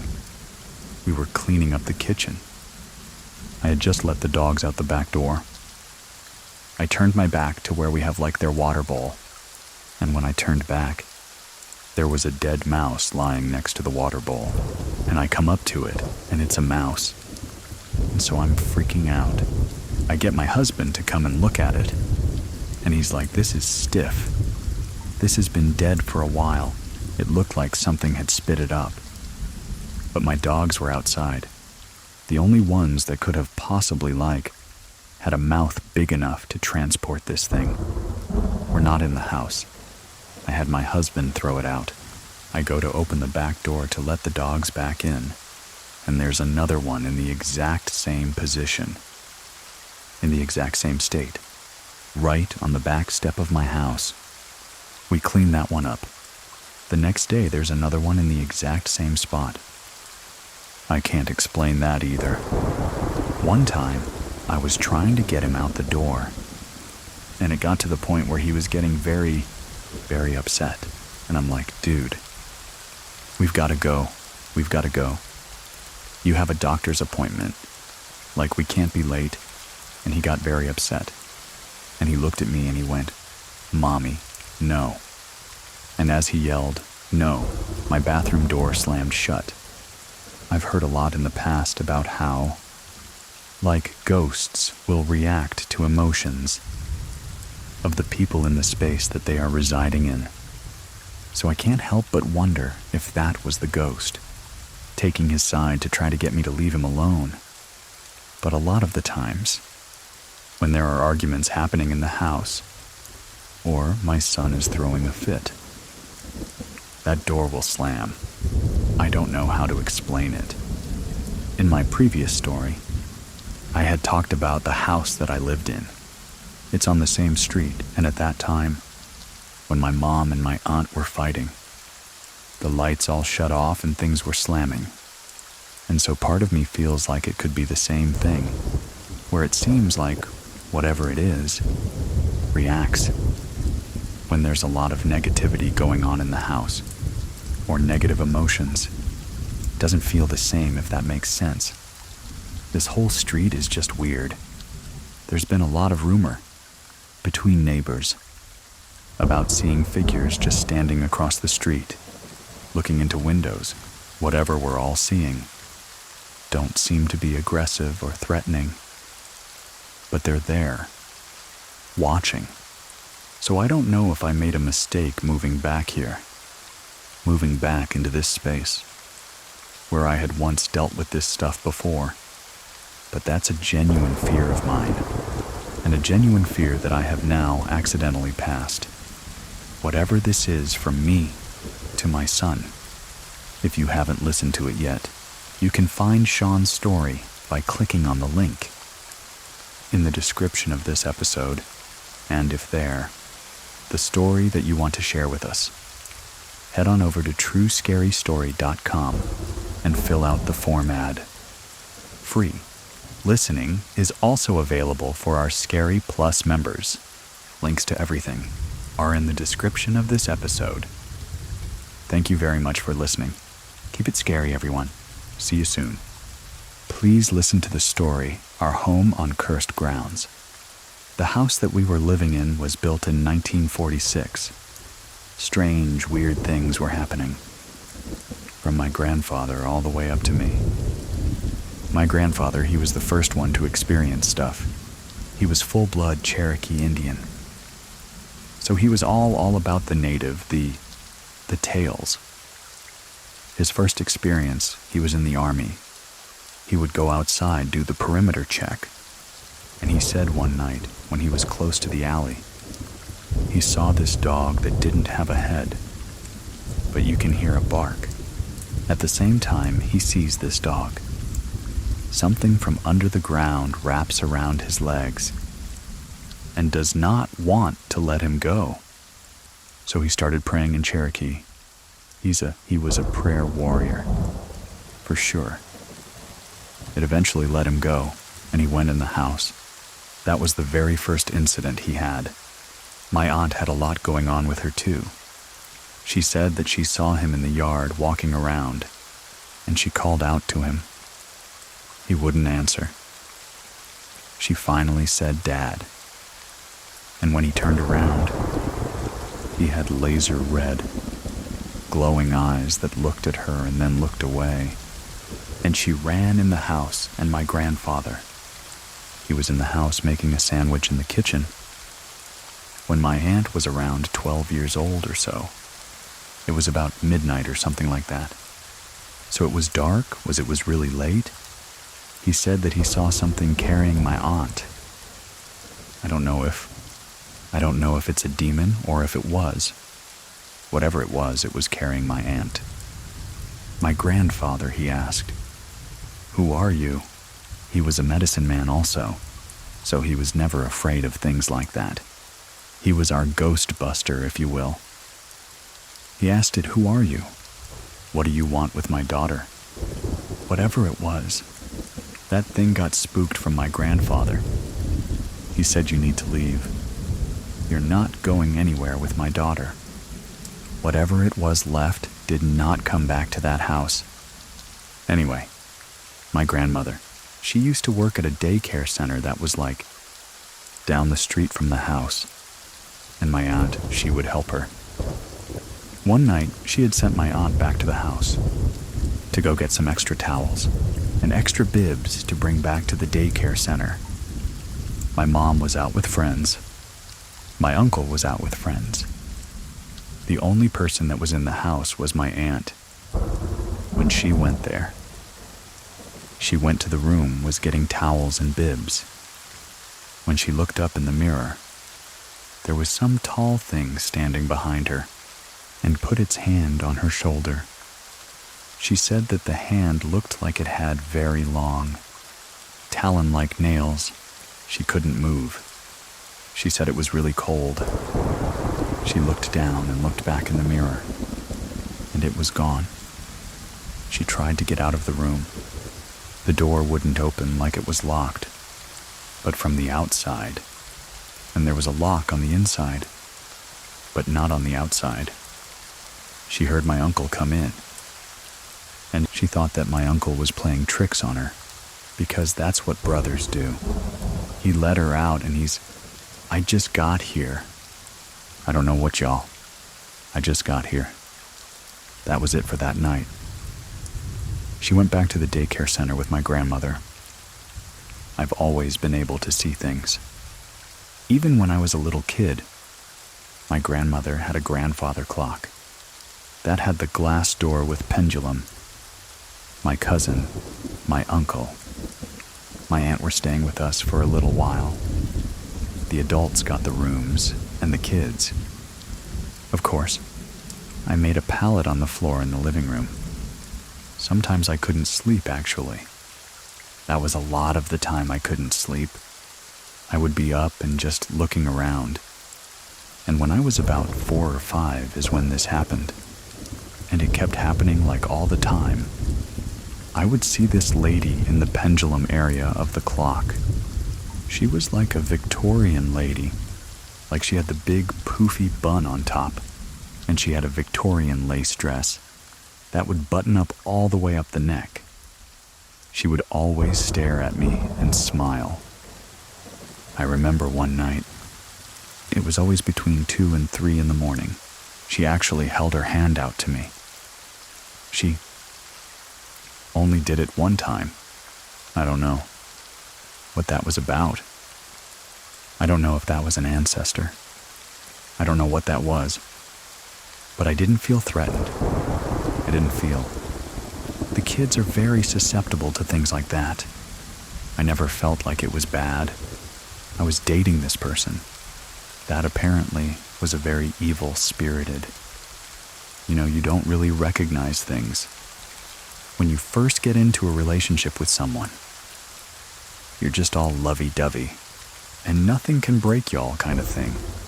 I didn't realize that. There was something that's always around her. But my mother did not like this woman at all. Didn't know why. She just knows that she did not like her. Every time she was around, something would happen to my mom. One time, she fell out of nowhere. She just fell. And she said there was another time that she fell. It felt like something pushed her. My ex and me were sitting outside at the time. When that happened, things like that would happen with my mom. And nobody else, just my mom. I think one of the most terrifying experiences would be, I want to say it was November 1st of 2013, 2014. This person, she was the kind of person that stalked you. I didn't realize that this was going to be an issue. It apparently was. One night, I was out there with her trying to just keep the peace. On my street, there is no streetlights nearby. There is a streetlight on either end to the street, for the cross street, but there's nothing like in the middle. So where my house was just like pitch black almost, just the glare from the streetlights from afar, we're sitting there, we're talking. I see this dark figure walking towards the car, was dressed in all black. I don't even know if it had a face. It was just all black. It slowly walked past the car. I'm looking by my driveway, 'cause we're parked on the street. My mom's car is parked in the driveway. There was no more room when this guy, or whatever it was, passed my driveway. They disappeared. Right in front of her face is disappeared. That freaked us both out, but it's like, okay, you know what? Things like this happen around my house all the time. Now mind you, she drove a Nissan Sentra that was a 5-speed. So when you put a manual car in park, you normally put the emergency brake on. That car is not going nowhere. She was parked, had the emergency brake on. We were sitting there and just chilling and talking. All of a sudden, we feel this giant push on this car. The car moved from at least 10 to 15 feet forward. It's in park, and the emergency brake's on. So what do? We get out. We get out of the car. We look on the ground with my phone flashlight, and there is a broken brick on the ground that has an upside-down cross on it. We jetted to the 7th, 11 to get away from there.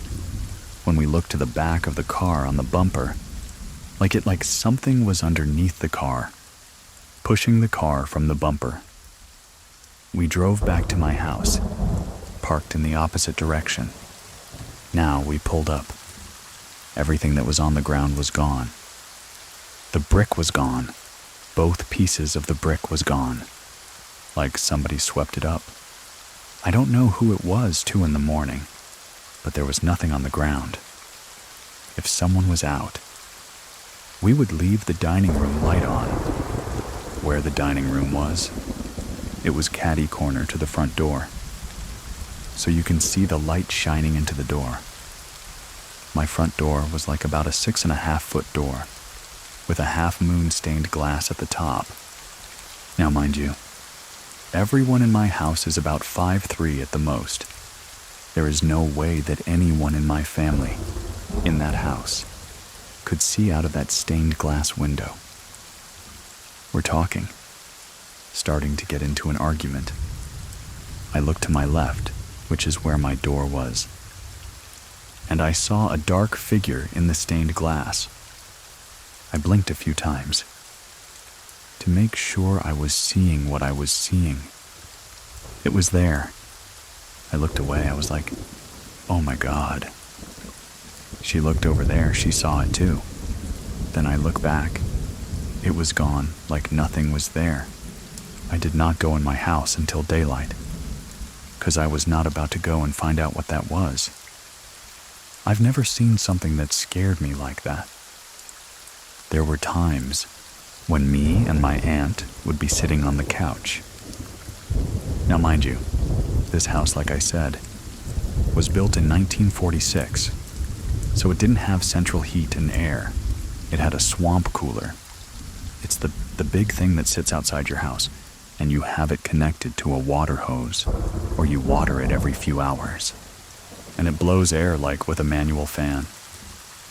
It was the winter time when this happened. Me and my aunt were sitting on the couch. While we were watching TV, we heard something walking, crushing leaves by the water cooler. There was this very demonic growl. That happened outside that night. And then we moved to the other couch. There was also demonic growling behind the couch. I had an ex that I was with at the time. I woke up, I want to say it was like 2:30. Something like that, about 2:30. I looked over, her back was facing me. Her room is pitch black, no lights. Not even from the bathroom, nothing was on. I turn over and I look at her.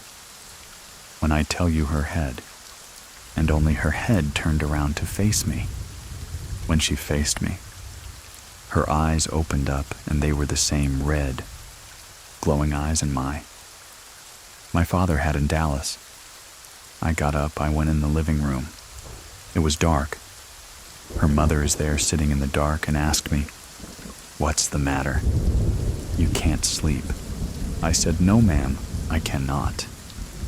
"What are you doing in the dark?" I turned the light on. She wasn't there. That was the last time that I spent the weekend over there. I never told her about that, because I was afraid it would happen again. I don't know if that was a warning to save myself from something, or if that was just something just to scare me. I have no clue. At that time, my grandfather, he was still living. I could talk to him about anything. So when something like that would happen, he was able to tell me things. He was telling me that particular incident with the glowing eyes. There's someone trying to keep you away from her. There's something that's not right. I don't know what it was. I don't know if the mom was doing something. I don't know because, like I said, she was there in the living room. But when I turned the light on, she was gone. I was doing DoorDash because I almost died last year. And I came home to like a $500 light bill.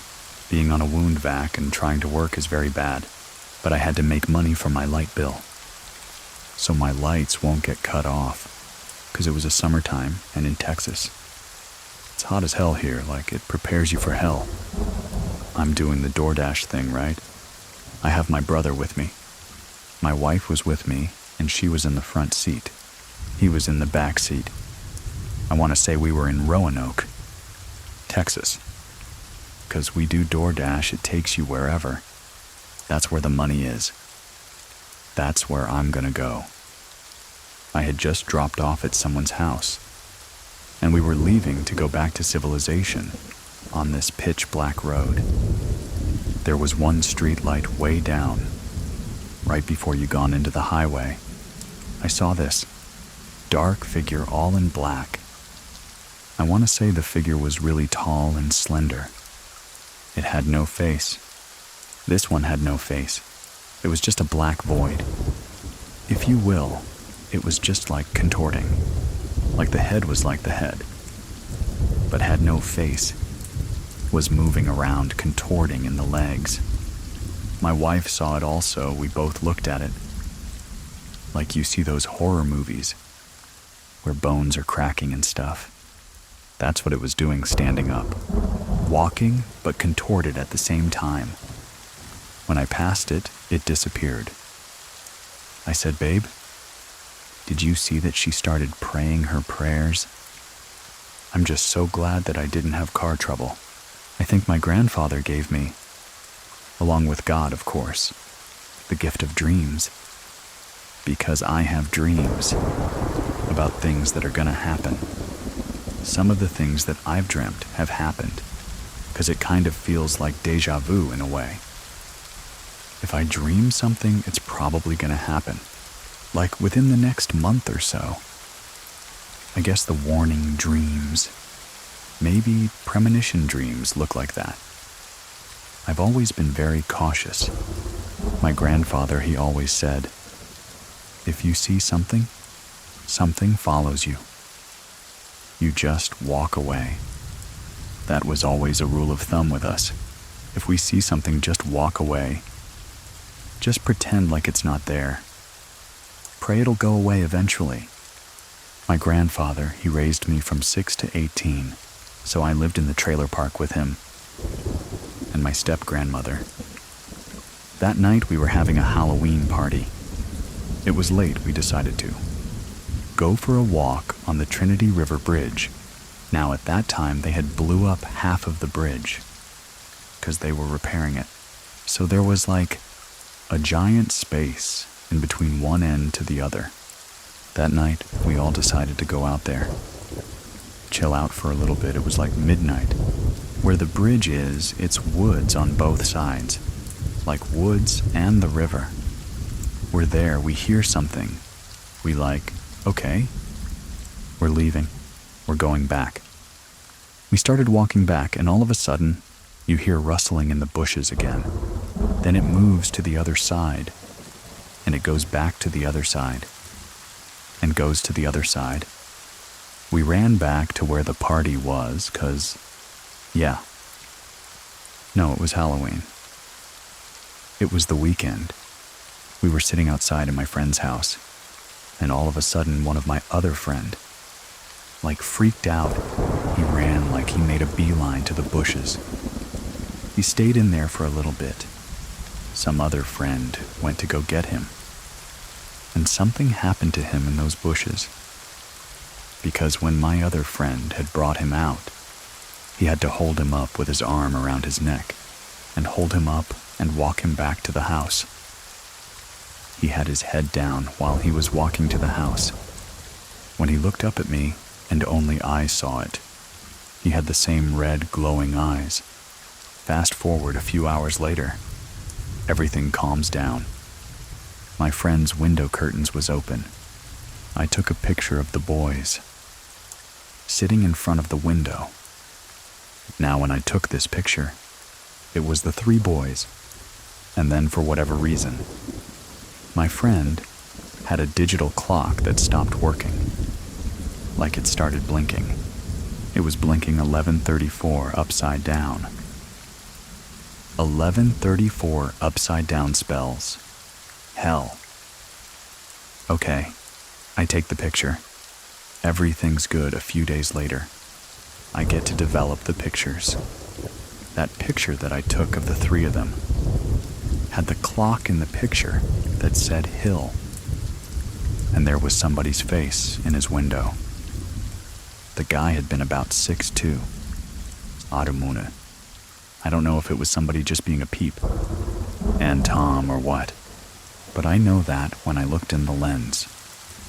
Taking the picture, there was nobody there but the 3 boys.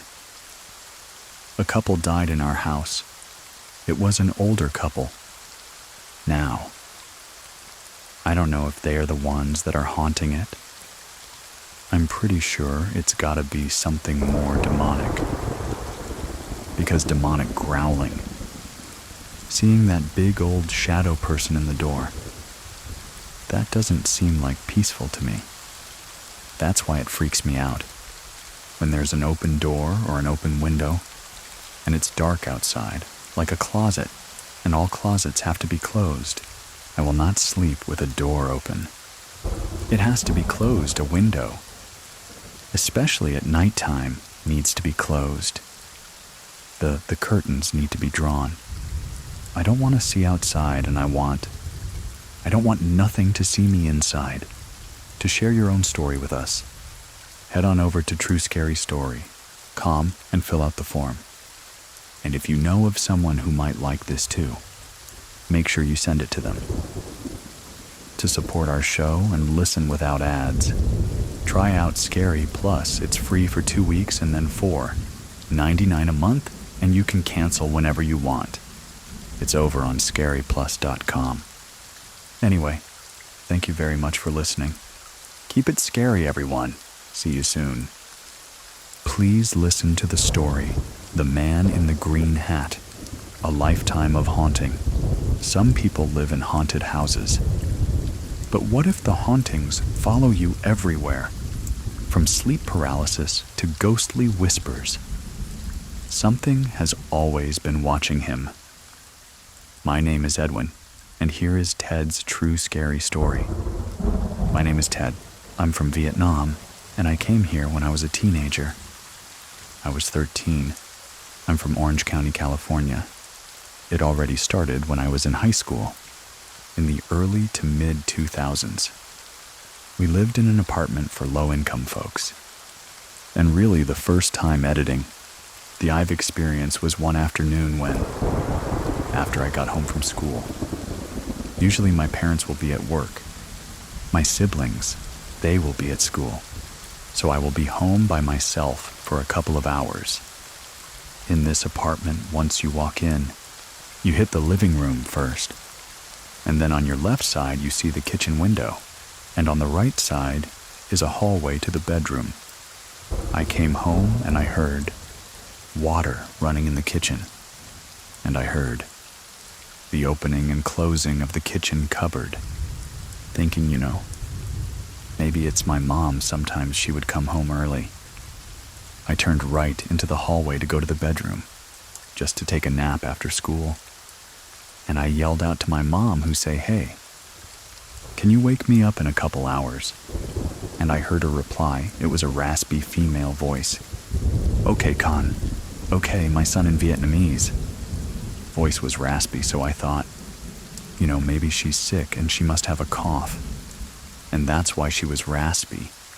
And that's why she don't come home early from work. So I went to took a nap, and then about an hour later, I got a phone call, and it was my mom.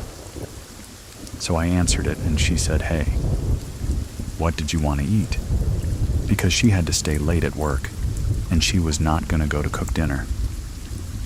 And I realized that whoever it was in the kitchen early was not my mom. That time right before sunset, when it's still light outside, but then inside your house is still dark. It was pitch black, and inside was an eerie silence. And I told my mom, "Please come home early," and I was like a teenager. But I was still a kid. I sat up in bed, and I was so afraid. I didn't want to move, because I didn't close the bedroom door. And now, I'm staring into the dark hallway, and the whole time thinking, who was that?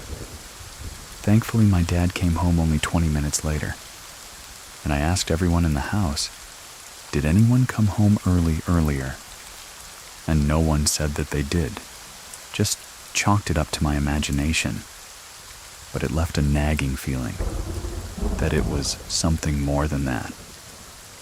About 6 months later, I just gotten back from a wrestling practice, and I was exhausted, so I dozed off to sleep, and usually I had a radio alarm clock next to me, and I was fall asleep listening to the radio. This time, I woke up suddenly and not knowing where I was. I woke up, but my eyes were still closed.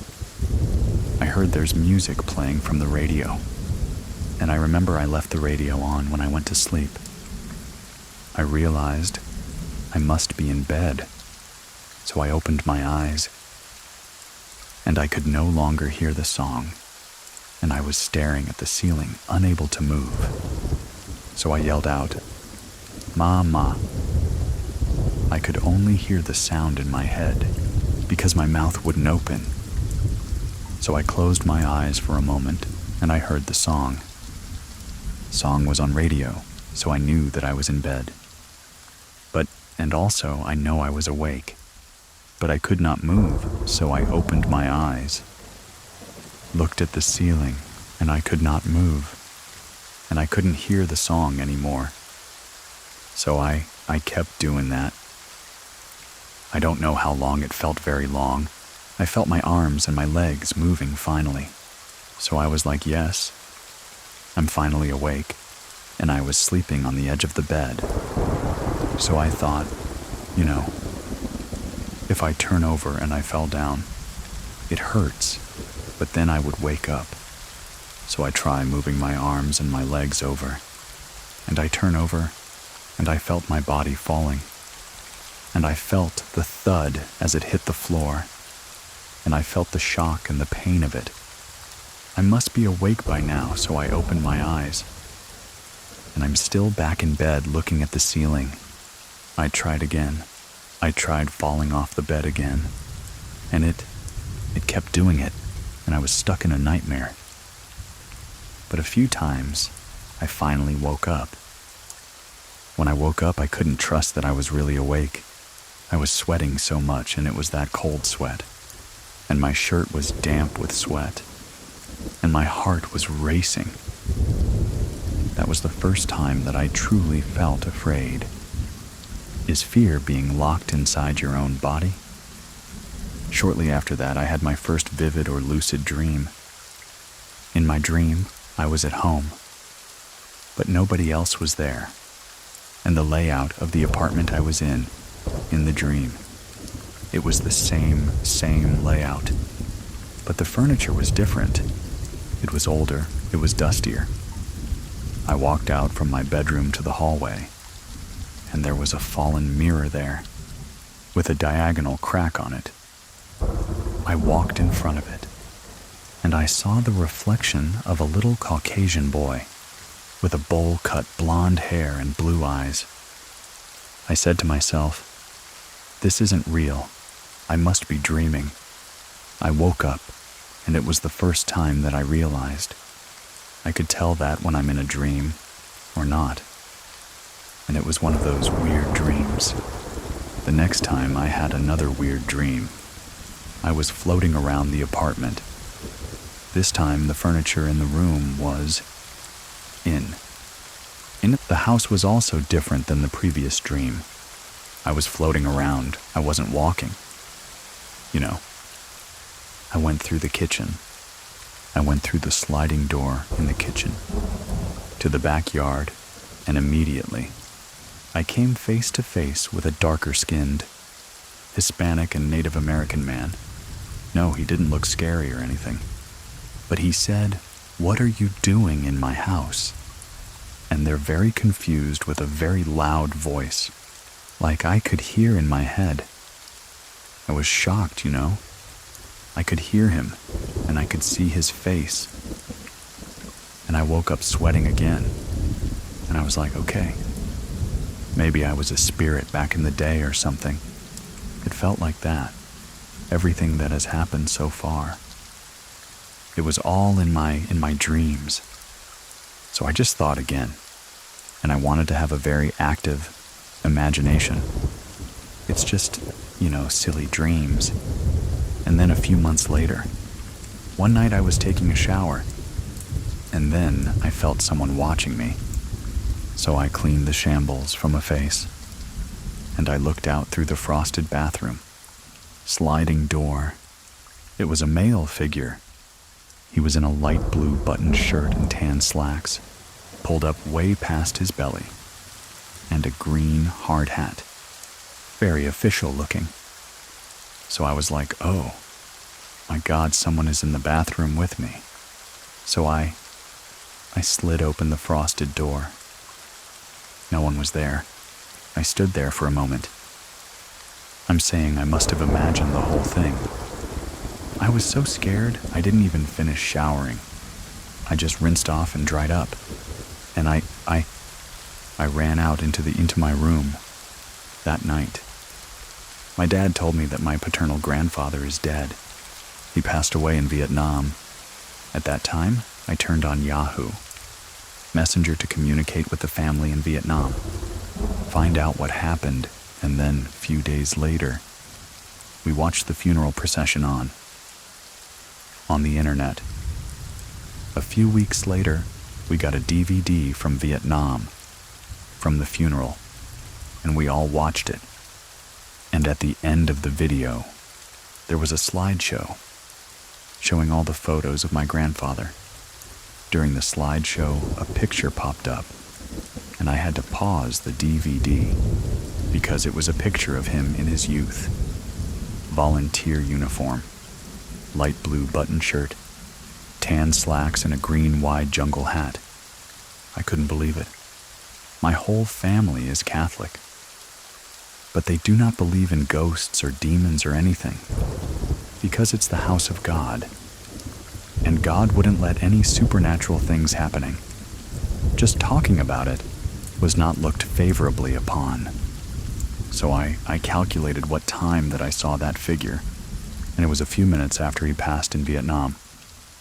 The following year, we moved to a different apartment. And the thing about Orange County, California is, it's home to the largest concentration of Vietnamese immigrants, and there have been a few generations that have been here before the 70s, before the end of the war. So we were excited to move to a new, more spacious 2-story apartment. At that time, I was going off to college, but I stayed home to save money. That's when the sleep paralysis escalated. I started seeing figures, I felt the bed move during the sleep paralysis episode. The stereotypical Pac-Man staring at me. They had women straddling me while I'm in the sleep paralysis and looking at me. One time, I was sleeping in the living room on the couch, and I had sleep paralysis, and I heard someone walking up the stairs. So it was a 2-story apartment. So it's a second story who had stairs going up. So I was, in the living room. I had sleep paralysis. And I heard someone moving up the stairs, slowly but intentionally walking, so you can hear them. The first step, dude, dude, dude. And a deep voicemail said, I'm coming to get you. And by this time, I'm used to it. So I knew how to wake myself out of sleep paralysis. I just used to shake my head really hard. And if I shake it really hard, I would wake up. I'm a very skeptical person. I like to think I'm rational. So I looked into it, and there was proposed theories on how or why sleep paralysis happens. It's the theta brainwaves, invading other type of brainwaves during sleep.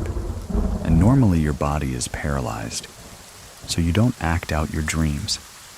So sometimes you wake up and your mind is woken up, but your body hasn't woken up with it. So you're still paralyzed. And I rationalized it as it's just something that happened. It's a physiological phenomenon. It's not real. So I just kept on living my life. And with sleep paralysis, as you know, that is something common. And then one night, I was studying in the living room again. Well, early into the morning, around 3 a.m., I heard footsteps coming from the bedroom upstairs. Let's not tune abnormal. People in my family, they would come down for a glass of water. But this time, it was my teenage sister. She had a dazed look on her face. She was staring in a distance as she was walking through the living room, as she walked into the kitchen. So I thought maybe she's sleepwalking. And it's the first time I've seen someone sleepwalking. So I pay attention. I didn't want to wake her, because I read all the lore that you're not supposed to wake a person that's sleepwalking. You just guide them back to bed. So she walked to the kitchen, and she walked to the kitchen window. She opened an imaginary door. She looked up and down, and then she closed the door. And she turned around and went back to bed. So a few weeks later, I found out, incidentally, from the landlord that the tenant before last, they had a brown fridge next to the kitchen window. The pictures he took before they moved out. Because before people move out back then, they just came in and took pictures to see if there's any damage. He dug it up. He showed me. And there was a fridge, exactly where my sister was, pretending to open the door. And I couldn't believe it, because it was exactly where she was at, in front of the kitchen window. But again, I wasn't allowed to talk about any of this in my house. So I explained it away as a coincidence. I just brushed it off. It's early morning. I went down to the kitchen again to get water.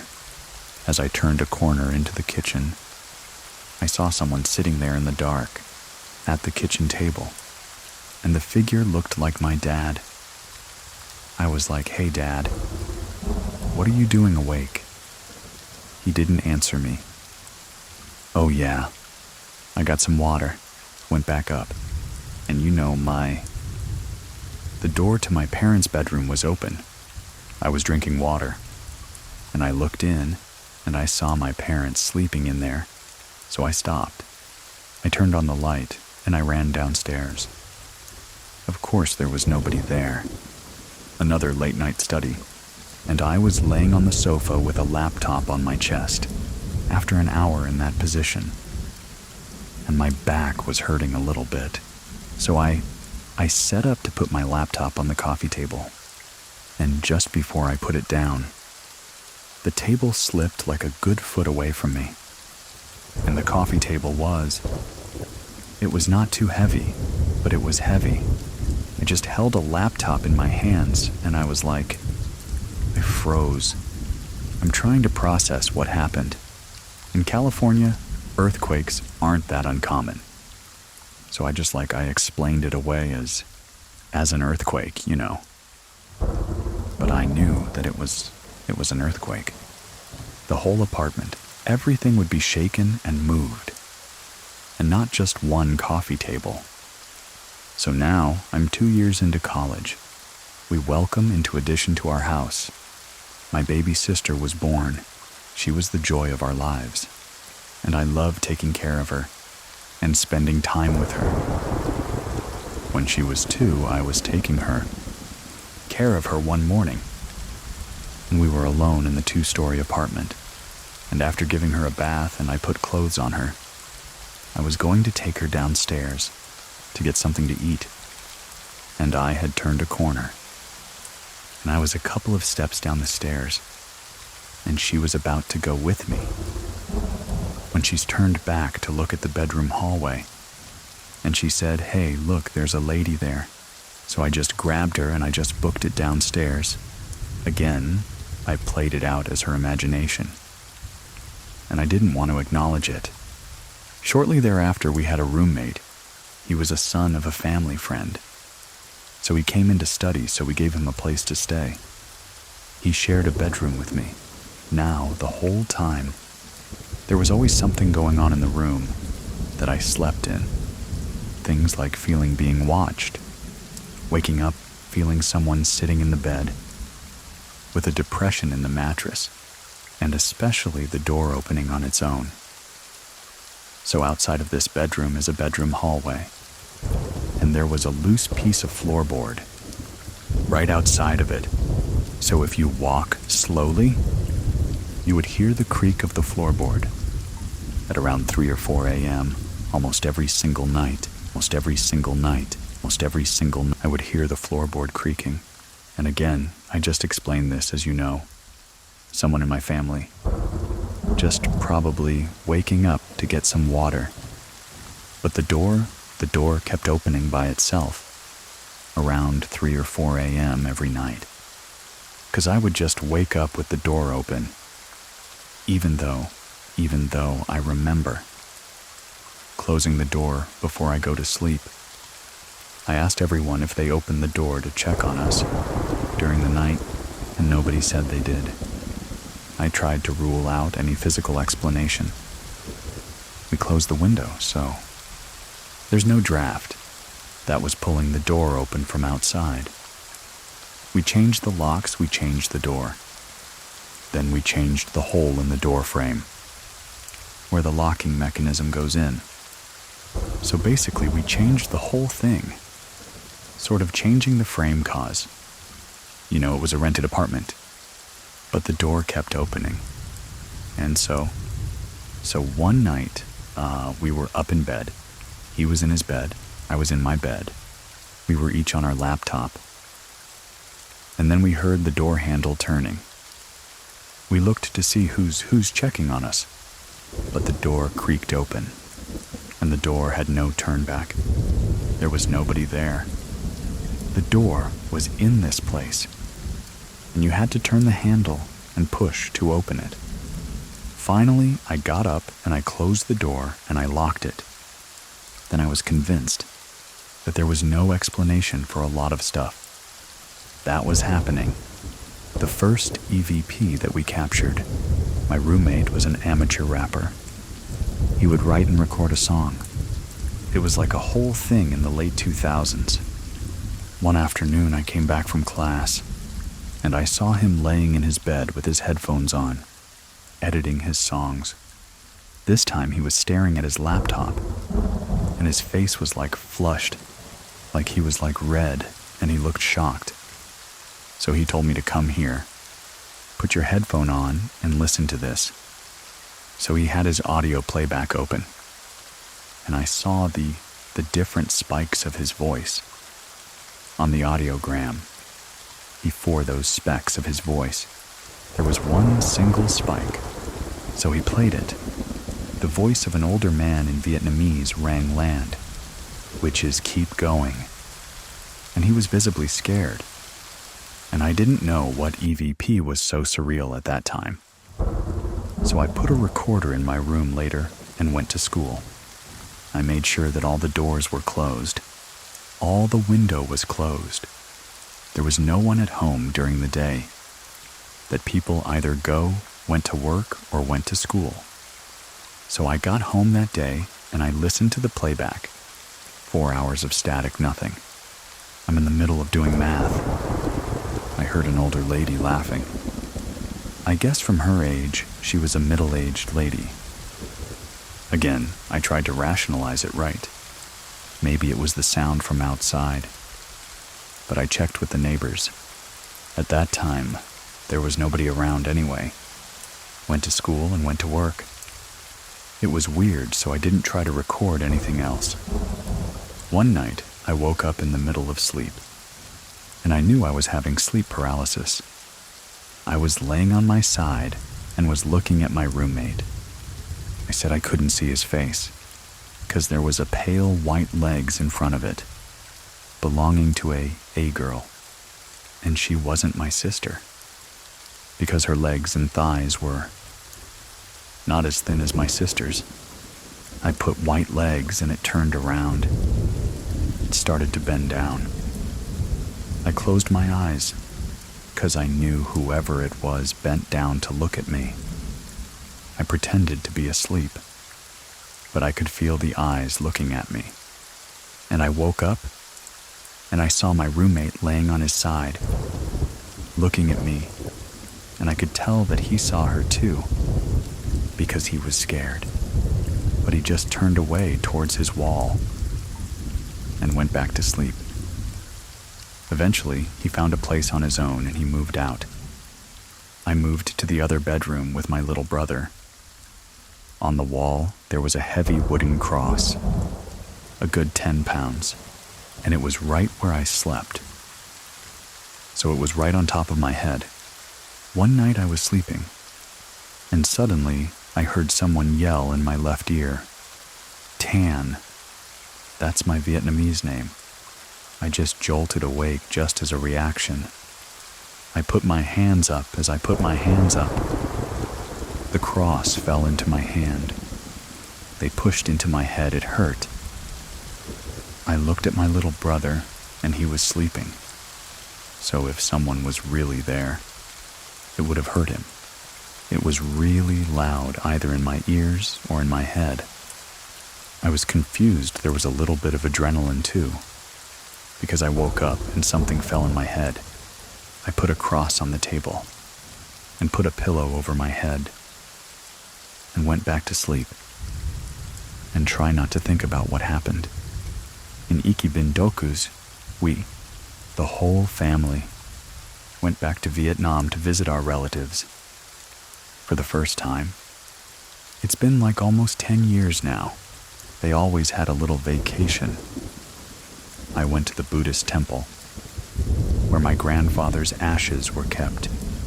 It was in this little room, where all the other ashes were stored, with a picture of decased in front of it. There was a little ceremony, and it was very solemn atmosphere. And even though I was not a Buddhist, I put my hand together, and I listened as everyone else prayed.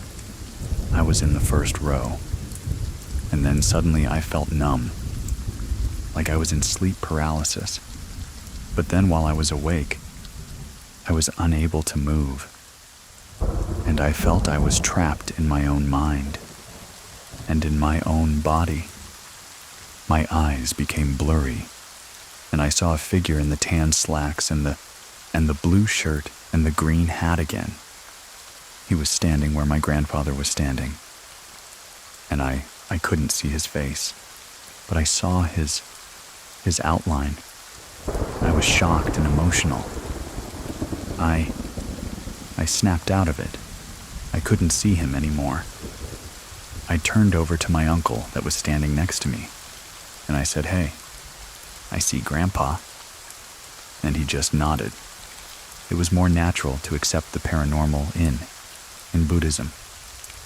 At that time, I felt relieved, glad that I saw my grandfather one last time, so I thought at the time. We stayed in Vietnam for a few more days. It's customary to have a shrine in the house, honoring the ancestors, so basically, you have a place where, with all the pictures of your ancestors, and people would come visit and reminisce about the family members. The shrine was on the 4th floor. It was a party. I was eating and drinking. I was drunk. I went upstairs to go lay down. I fell asleep with one of my uncle and aunt next to me. In 30 minutes or so after I went to sleep, I sat up. I looked at my uncle and my aunt with distant eyes. I stroked my imaginary beard, and I said, "Is Tam's family visiting?" Time is my dad's name, and I continue to say things that I couldn't have known about. Other family members. They called my dad up. I was talking to him as if I'm his grandfather. My dad is forever Catholic. But he went upstairs to the altar, and he lit an incense offering for the ancestors. Shortly after that, I fell back to sleep. My great-grandfather had a long beard, and I bear a resemblance to him. Even the mole on my face is the same mole that he had. That trip I had to go back to the U.S. earlier. Classes was going to start. I got back by myself. I was tired, and it was a different time zone, and I couldn't sleep. So I put on an exercise activity in the living room. I did an hour of cardio, and then I caught up with an hour of yoga. And at the end of the yoga session, there was a little meditation. So I closed my eyes, and the voice from the deity chanted in the And I didn't hide the volume up because, early in the morning, I didn't want to, disturb the neighbors. After a second on, I started to feel weightless and peaceful. And in the middle of the third,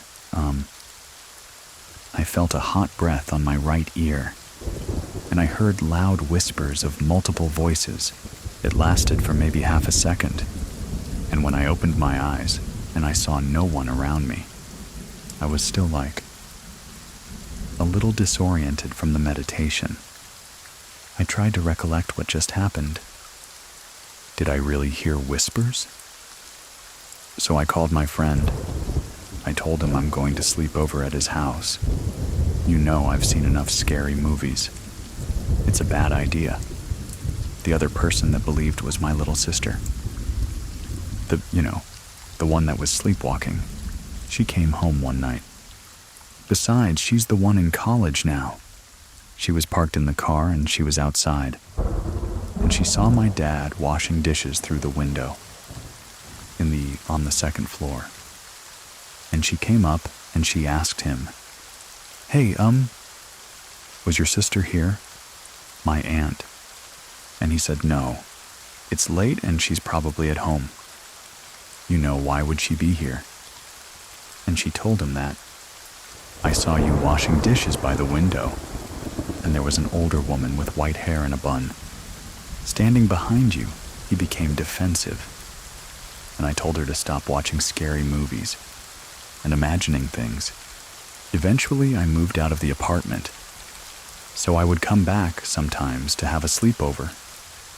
One night, I went to sleep in the room where the crash fell. This room belongs to my little sister now. My sister's closed laptop was in the room. She was away on a school trip. I closed the door. I locked it. I didn't want anything funny to happen. I went to sleep. Suddenly, I was jolted awake.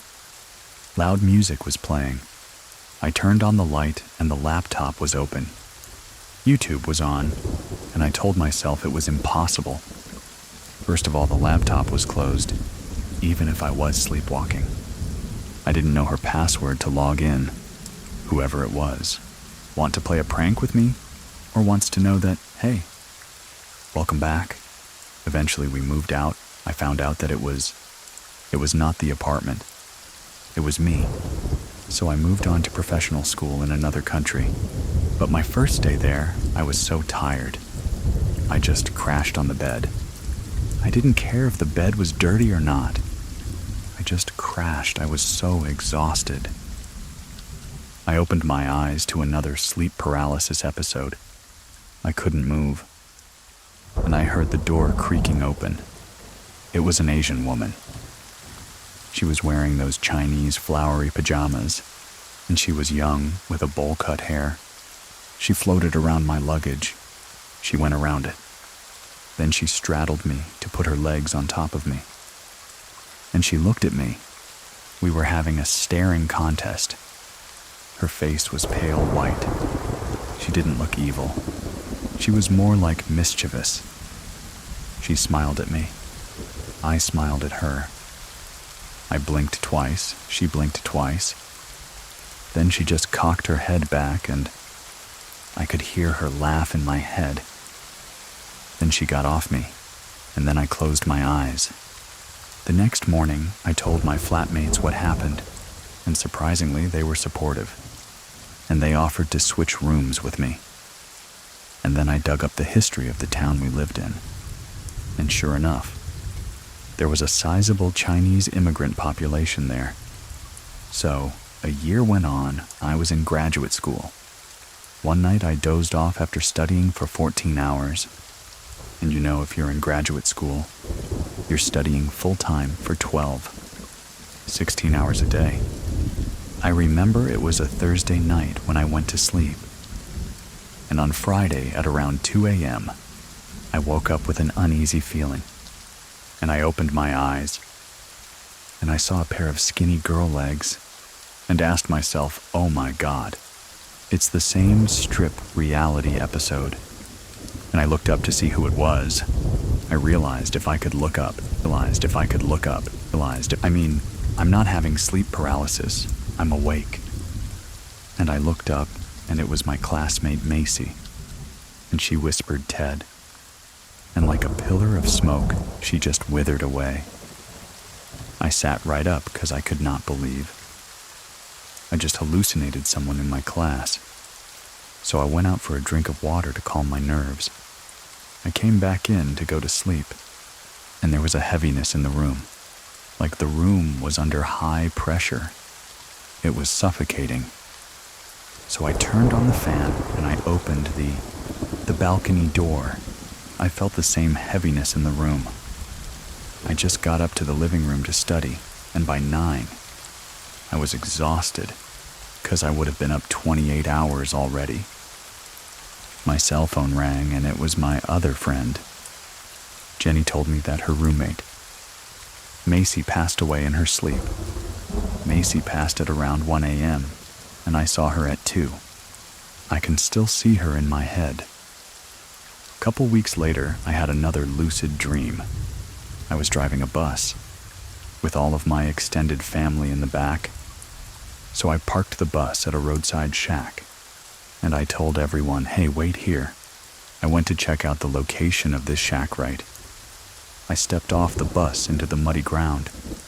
I felt the cold, dirty mud splash above my legs. I was wearing shorts for some reason. So I walked into the building.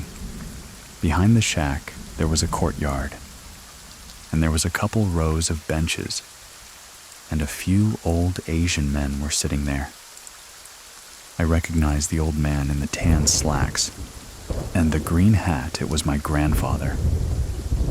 I also recognized my great-grandfather, the old man with the long beard, and in front of them there was like a shimmering, clear, invisible wall of force fields, like it was shimmering.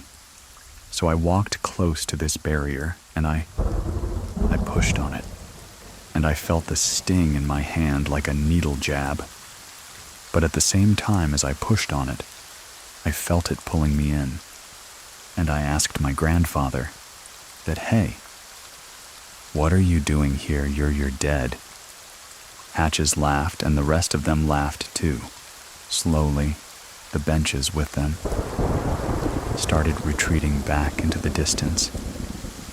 I woke up from this dream, and I was crying, and I realized that that was my grandfather saying goodbye, and I haven't seen my grandfather since. After that, I got married. We moved into a house, and we had a son. My 2-year-old toddler slept over at my mom's place, and he said he wouldn't go downstairs because great-grandfather was there. As for sure, I haven't told him about anything like that. I haven't told him about his grandfather or great-grandfather. Around this time, he started having an imaginary friend, like all toddlers do, but they would only play at 3 or 4 in the morning. That worried my wife a little bit because, he need to go to sleep. So one time at 6-7 p.m., and I was washing dishes in the kitchen. I heard feet running, and it was okay. My little partner. Why is he awake? Out of the hallway into the kitchen, a Caucasian white boy with bowl-cut hair and blue eyes. You remember this boy from the mirror. He ran out of the bedroom into the wall, and then my little toddler came out after him. I took a moment to collect myself and wanted to see what happened. The activities continued. At this time, we had another baby, 2 boys. I was holding a baby in the living room, and putting him to sleep, I was holding him. I was sitting in my chair in the living room, and the house was dark. There was a light that came through the window, probably from a passing car or so. In the living room, there's this liquor cabinet. The light shone into the liquor cabinet. I saw a phantom little dress that belonged to me, like a little girl or something. It was flowing in front of the cabinet. Because it was a glass liquor cabinet, not only did I see the dress in front of the cabinet, I saw the reflection of it in the cabinet too. I didn't do anything, because I didn't want to wake the baby. That's the time that I thought to myself, is this another haunted house? Because I grew up in 2 haunted apartments, and it was the first time I started to think, maybe it's not the apartment, maybe it's me. One time, I fell asleep and someone yelled out my name again. It was a younger female voice. It scared me out of my mind because it was loud. It was the loudest voice in my head I've ever heard. I asked my wife, did she call my name? She said no and just went back to sleep. I didn't know what any of this meant. I am a laboratory scientist. I work in a hospital. One night I was at work and I was in the pathology room. The hospital morgue is also in this room. I was cutting a piece of tissue for testing. I was concentrating on my work. Behind me was a cupboard. Suddenly, a few plastic fly holders and clamps came flying out of the cabinet, across the room and hit the other side. It hit the wall. It didn't fall, it flew out of there. Violently flew out of there. But no, I was in the middle of cutting. I was in the sterile field. So, I couldn't leave, so I just said out loud, "You know I'm working here. Leave me alone."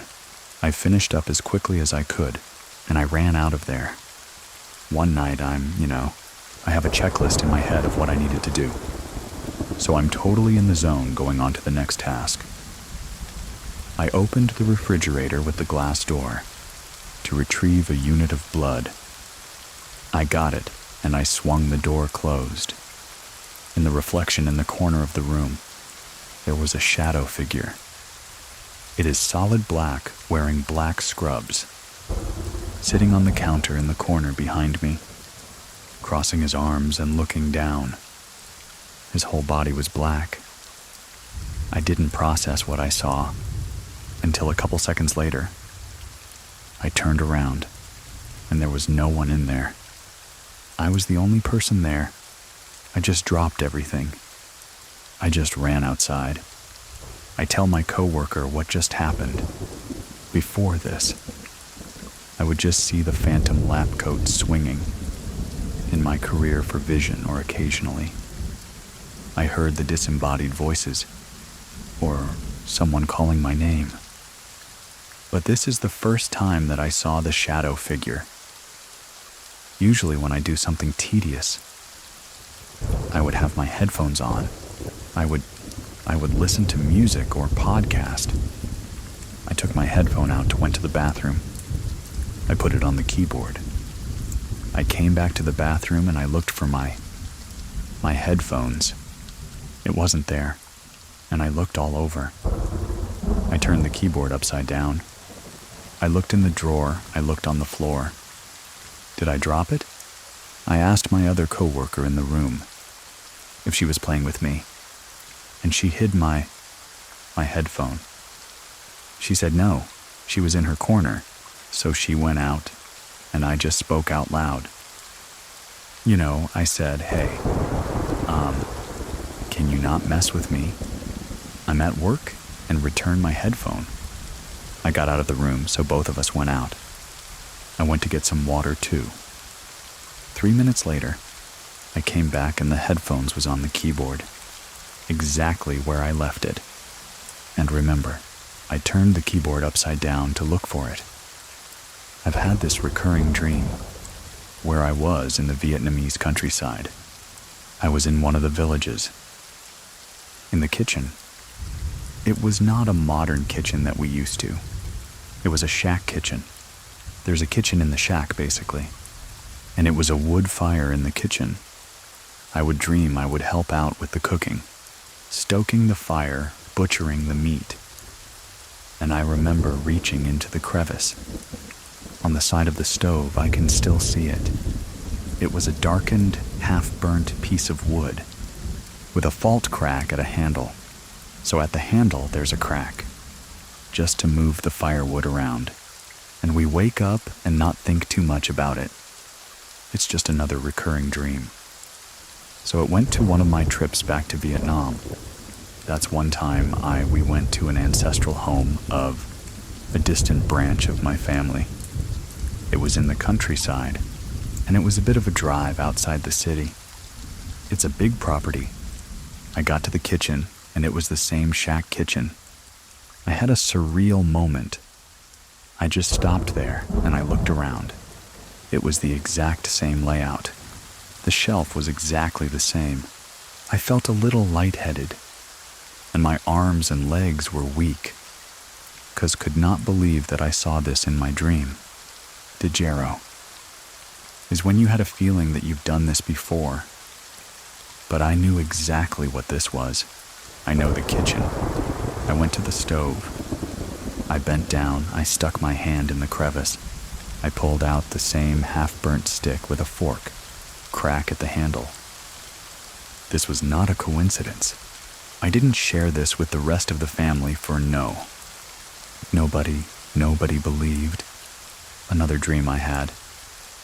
My routine was, I would jog in the morning.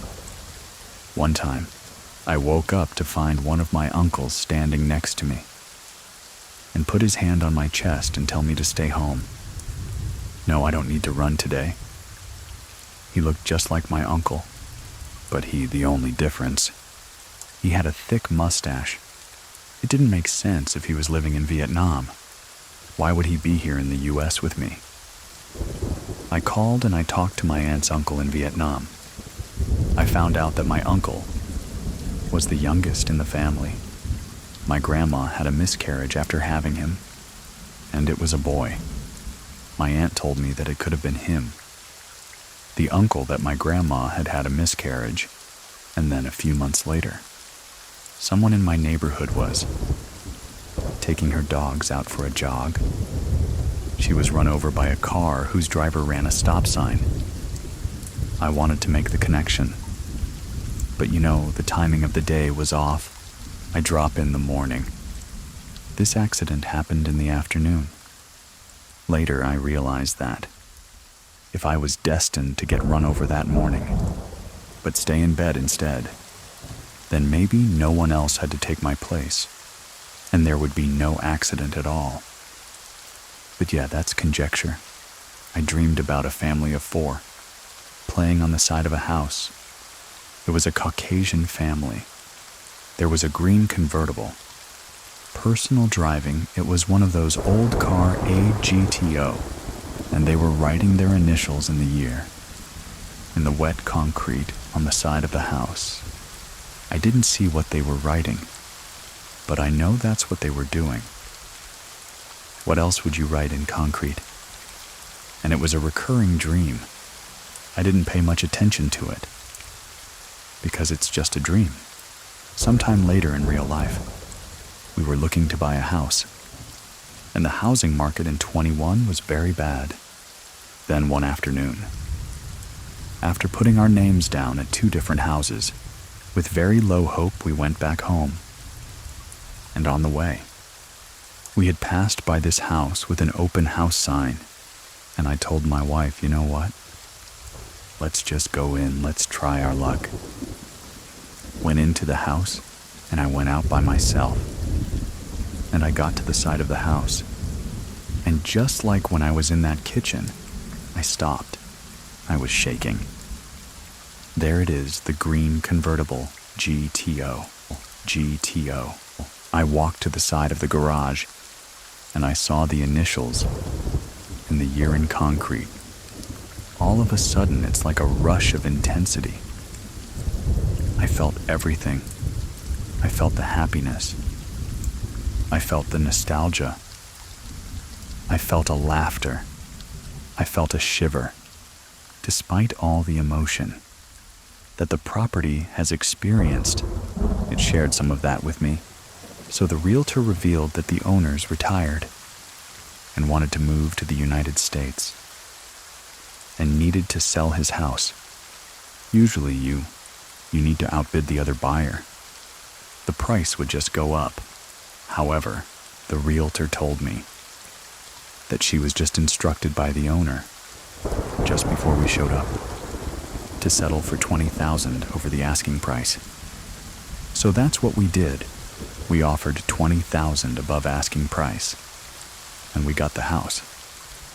The house has been good, and I haven't had any paranormal experience here. My wife asked me, "Hey, have you seen anything unusual?" And I said, "No, this is a good house." The last thing is, all the haunts that happen while we go on vacation, there's been 2 that are significant. So we went to Indianapolis to attend a cousin's wedding, and it was a large group of us. We booked a large multi-room house, and the first thing I noticed when I put up was, this is a very nice Victorian house. Oh, but it looks very nice historic. It was in the historic part of Indianapolis. So one night I went to sleep pretty late, and I was tired from a day of driving and attending events. My wife was in the bathroom getting ready to sleep. I closed my eyes, and the light was on in the room. It was bright white light, and I felt the room getting darker through my closed eyelids. So I figured my wife get out of the bathroom, and she turned off the light. When I opened my eyes, and what seemed like a second later, the room had a flickering yellow hue, as if the room was lit by candle lights. Standing at the foot of the bed was an older, white man in colonial attire. He had a saber or a sword by his side. I looked over to my right, and there was an older, white woman with salt and pepper hair, in a white nightgown. The older woman was looking into the distance, but the police officer was looking straight at me. I was scared. I pushed myself to sit up, and as soon as I sat up, the older woman turned to look at me. I realized I am awake. I'm wide awake. This is not a sleep paralysis. I closed my eyes. I didn't want to look at them. I saw myself standing on the sidewalk, at an intersection. I looked up and saw the signs for the cross street. Pennsylvania and 22nd. A sedan was speeding in its cross intersection, but it hit a pedestrian. The pedestrian's face zoomed into mine, and I saw her face. It was an older black woman with short, buzz-cut hair. And then a name appeared in my head. Wendy. That's when I opened my eyes and I yelled out help. My wife came out of the bathroom, and she asked what happened. I told her what I've seen, and she said, "Let's just go to sleep." I was very unnerved by what I saw. It was 2 apparitions and a memory or something of someone getting run over. So in the morning, I looked on the map, and Pennsylvania. 22nd is 1 street over of where we stay. We stay on the 21st in Pennsylvania. I rationalized that. I must have seen Pennsylvania and 22nd on the map while I was driving, and I must have incorporated that location into what I saw. But I had no explanation for the colonial officer and the woman. I had no explanation for the name Wendy. I Googled car accident in Wendy and that location, but nothing came up. I couldn't explain it. A couple nights later, I sat in the kitchen to talk to one of the uncles. It was early in the morning, again 3 in the morning, and I sat on the table across from him. Behind his head on the wall was an oval vanity mirror. It was angled downward where I sat. I could see his reflection and mine. We were in the middle of a conversation, and I looked up in the mirror, and there was a dark shadow figure moving on the wall behind me. It stopped, waved its right hand, and continued moving out of view. I turned around right away, and of course there was nothing there. I didn't tell anyone until we got home, and I told my wife. The last thing that happened was in Chicago, Illinois. I visited Chicago in 22 to attend for graduation for my master's degree, though we stayed at a hotel near the university. When we put up in a taxi, the hotel did not look exactly like what I expected. It was a thin and long building, and of course it's in historic Chicago, so we went out to the floor that we were in. I was talking to my wife about what we're going to do tomorrow, so I didn't really pay attention to the interiors of the elevator. We got off the elevator, and I looked for the signs to the room, but the first thing I noticed was how wide the hallway was. Usually, the hotel hallways is barely enough to fit 2 people, but this hallway was a good 8-foot distance, and it reminded me of one location. It looks like a hospital hallway. I told my wife, "Hey, honey, this looks like a hospital hallway," and she's like, "Yeah, it does. It's weirdly very wide." We passed a door frame on the way to the room, and it reminded me of the safety double doors that the hospitals would have. We made it to a room, and we went to sleep. It was late. I was fast asleep when I heard the alarms. In my head or in my ears, I'm still not sure.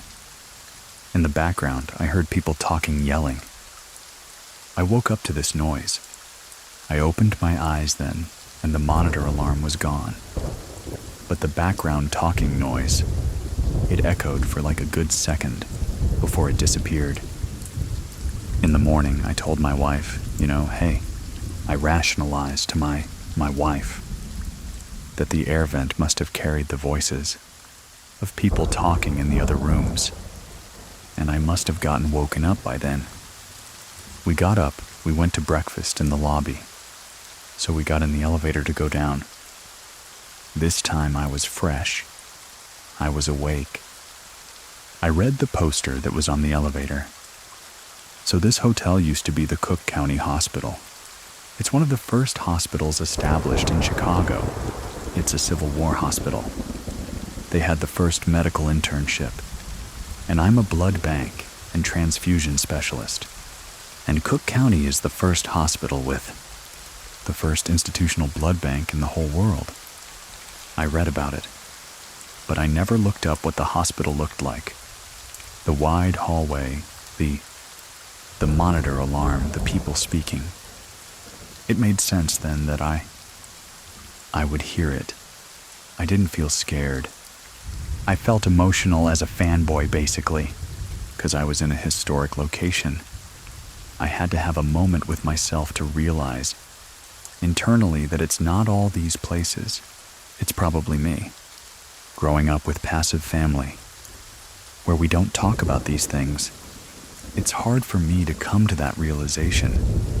I tried to rationalize and disprove as much as I could, but I would accept the things I could not.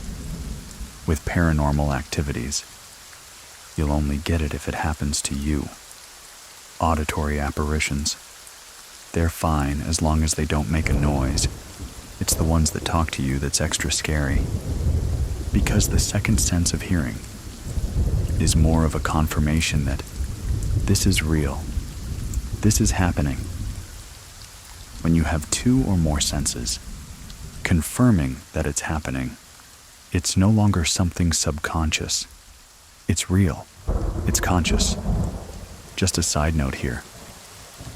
Our storyteller today mentioned Wendell, a missing link in his story. He had no idea how it was connected to anything. Well, it turns out our editor and sound designer, Sarah Voorhees Wendell, got us scared today when she heard it.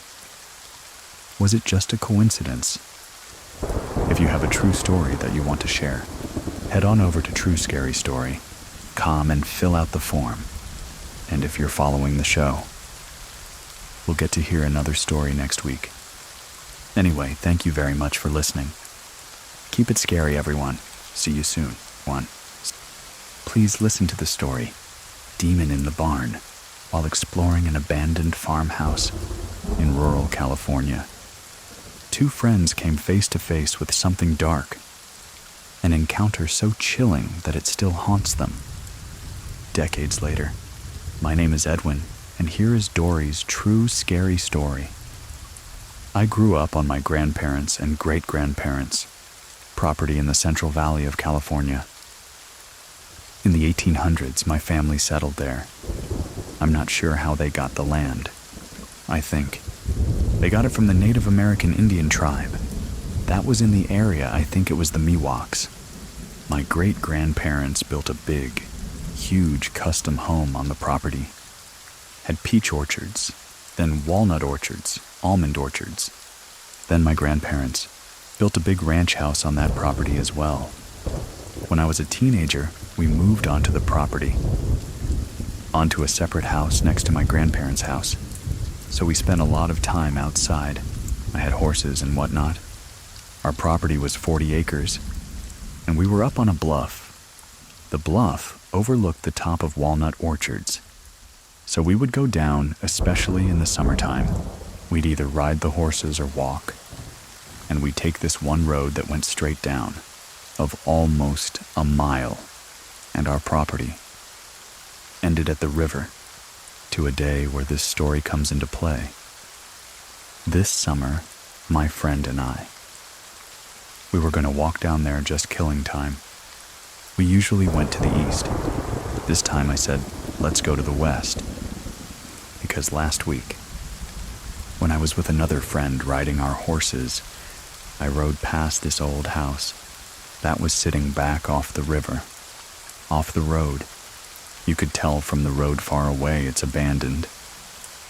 I said, let's go check it out, see if there's anything cool there. So we start walking down there. It's a small little white wooden, one-bedroom little square house. Immediately behind it is a very large wooden barn. It was clear that this house was probably built like in the 20s turn of the century. It's an old dilapidated house. It's in the middle of nowhere. There's just, for as far as you can see in any direction, it's just orchards. So as we were approaching it, we were being kind of quiet because we didn't know if there were. Like any other random people out there, we were just two girls.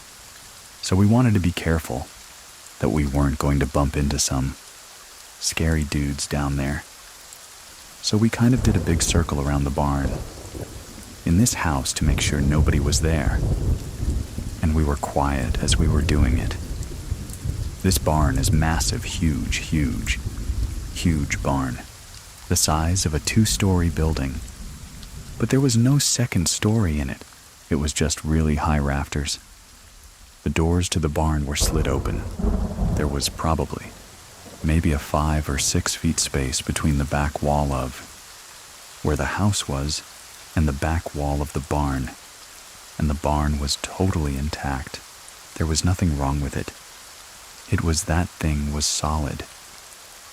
The house, on the other hand, half of the walls, one half of the house. There were no walls left. Trees had crashed into it. Branches, the leaves were everywhere. The front part of it was intact. But the back wall of the house and the back, right side of the house, the walls were gone. But you can still see kind of the footing. 3/4 of the wall will still stand. We go around to the back of this barn as we were making our loop around to make sure no one is there. There's an old tractor, completely covered by the weeds and dry grass, 20 feet, 30 feet away from the barn behind us. As we're facing these barn doors, we're looking inside of it. You could tell it's not used anymore. There's cobwebs from ceiling to floor, dust motes floating through the air. It was late in the afternoon, sun shining through. Everything is covered in this real fine layer of dust. It's clear no one uses this barn. On the right-hand side of the barn, there was like a workbench that just had odds and ends of stuff that people just never used anymore. Old tools and cans and bottles, suitcases. Not a whole lot of stuff, but it was. There was nothing really of any value over there. On the left-hand side of the barn was big railroad ties. Those heavy wooden railroad ties. Probably 20 or 30 of them. But it probably took up. Like 15 feet long by maybe 4 feet high. They were just stacked, not very neatly. You could tell they'd been there for years and years.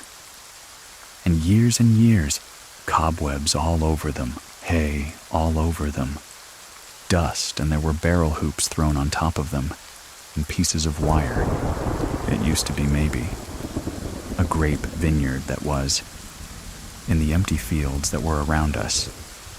They also had peach orchards down there. So there was a lot of old orchard equipment, wooden things, and metal rings, and wire. And then, at the back, left corner, all the way up to, actually, the whole back wall of the barn, was hay bales that had fallen apart, and were just piled up there. It was probably 5 feet high, by maybe the width of the house. There must have been tons of bales of hay there, that fallen apart over 10 or 20 years, and it's just laying there covered in dust, covered in cobwebs. So as we walk through, we're kind of breaking through a few cobwebs, and I'm afraid of spiders. So I'm giggling about, I don't want to see any spiders. And we walk around and we're looking. Maybe we'll see some old, cool tool, or some old, cool bottle or something interesting. Fun old antique. What not to take with us. We walk around in there. We don't see anything of interest. And we walk back out. We go around to the front of the house. On the front porch is a whole bunch of old, abandoned washers and dryers. And from probably the 50s. As we get into the main part of this little square house, we walked into where there used to be a wall. But there was no more wall there. It was only about 2 feet high, like the foundation. and the bottom part of the wall was there. My friend goes in, and as we walk into the house, if we were standing in the dead center of this perfect square, we were both looking at the back wall of this barn, because there's no wall there to the house. The wall of that house was gone. To the left is a kitchen. You can walk into this little tiny kitchen, and then going on that side also is one little bedroom, and I stayed right where I was, in the center of this house, and I was looking at what was probably the living room, and there was no wall there. There was a pile of just junk on the ground. There's also branches, leaves, everything kind of mixed up in this pile of junk. So my friend goes to the front part. She's looking through the other rooms, and I'm looking into this pile. And as I'm kind of using a stick, and I'm pushing things around to see what's in this pile, I see this staff like a walking stick. It's probably about 4 or 5 feet long, and it is intricately carved. Derek's carving over every inch of it. It's very detailed, ornate carving, and so I'm like poking it with a stick, looking at it, squinting, like, what is that? My friend calls me kind of in a panic, I startle and I go, kind of hustling back to the front part of the house, where she is. A lizard scared her or something. I said, come here, you gotta see what's in this pile. This thing's cool.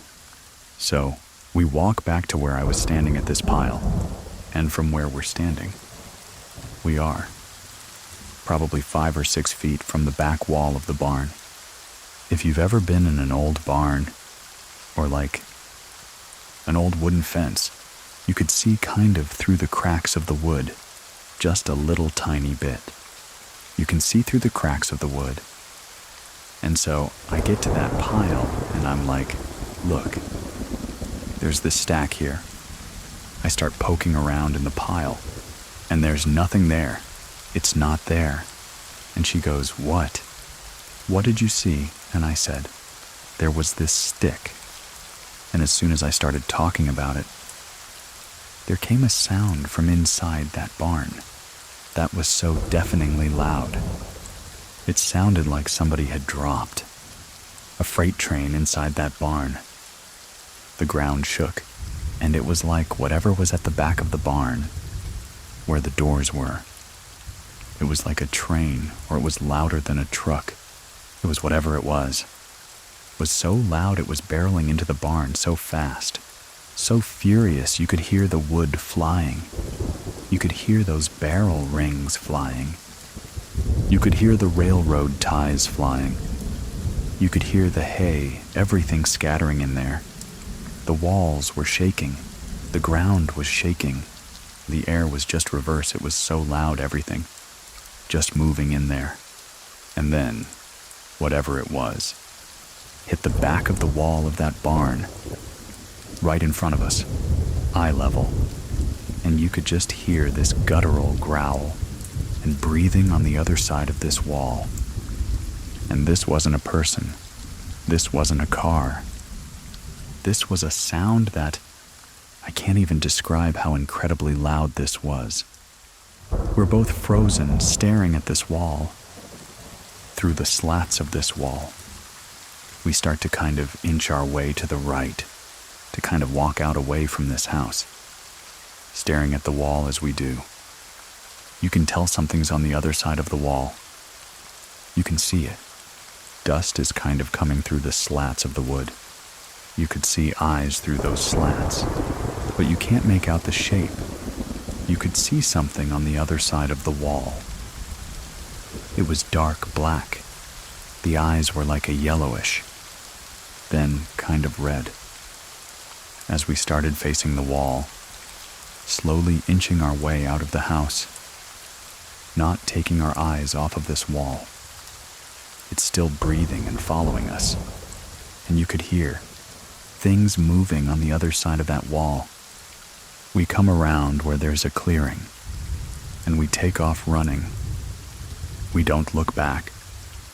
We take off running, and we must have ran 3/4 of a mile before one of us just literally collapses on the ground for running so fast. We look at each other, we look around, make sure nothing's following us. We look at each other. What the heck just happened? And we start reliving and recounting what we saw, what we heard when we both first started talking. We couldn't believe what had just happened. Party you wanted to say, this can't be what I thought it was. So as I start explaining what I saw, my friend Jennifer starts finishing my sentences, and I'm doing the same for her. Like, did you see the skin? It looked like it was leather. Did you see his eyes? Yeah. The eyes were red. What was that? We saw. Why was that so loud? What? How was that barn still standing? As we're sitting there, catching our breath, another friend who's like a younger brother to me comes up, because he was going down to the river to go fishing. He's like, "What are you guys doing?" We tell him what happened. He's like, "You guys are full of crap. There's nothing there. You guys are crazy." I'm like, "Dude, I am not kidding you. I have never lied to you. I am not joking." He was like, "All right, then show me." We get up. We start walk back there. I said, "I'll walk back there, but I'm not going in there again. I'm never going back in there." So we walk back over there, take a big wide berth around it. But we go back to where the barn. I said, "I just want to see what." "You go in that barn and you'll see there is. That place is torn to shreds." So we get to the very back, and I'm far away, and I'm looking at the inside side of this barn, and it looks like exactly like it did when we first got there. There's still cobwebs hanging on the ceiling. Everything's in the exact same place. Nothing has been moved. No dust's askew anywhere. It's exactly the same. I tell him, I was like, "Hey, go over there in that house and go look in that pile over there and see if there's a long stick in that." Set him in there like a guinea pig, and he's stupid. So he went in there, and he's like, "There's nothing in here. There's just trash in here. There's old cans and like leaves and trash. And there's nothing in here." "What are you talking about?" I go back, I start doodling. Later that evening, I'm like doodling. Like, I can't picture the images that were on that stick, but I've never seen anything like it. Later, as Jennifer and I talk about that years later, and for days after that, the only thing I can say to describe what we saw was a demon. I have a hard time telling the story to people, because no one's going to believe you. But at that time, I didn't watch scary stories. I was raised in a very religious family. We weren't allowed to talk about that stuff, be involved in that stuff.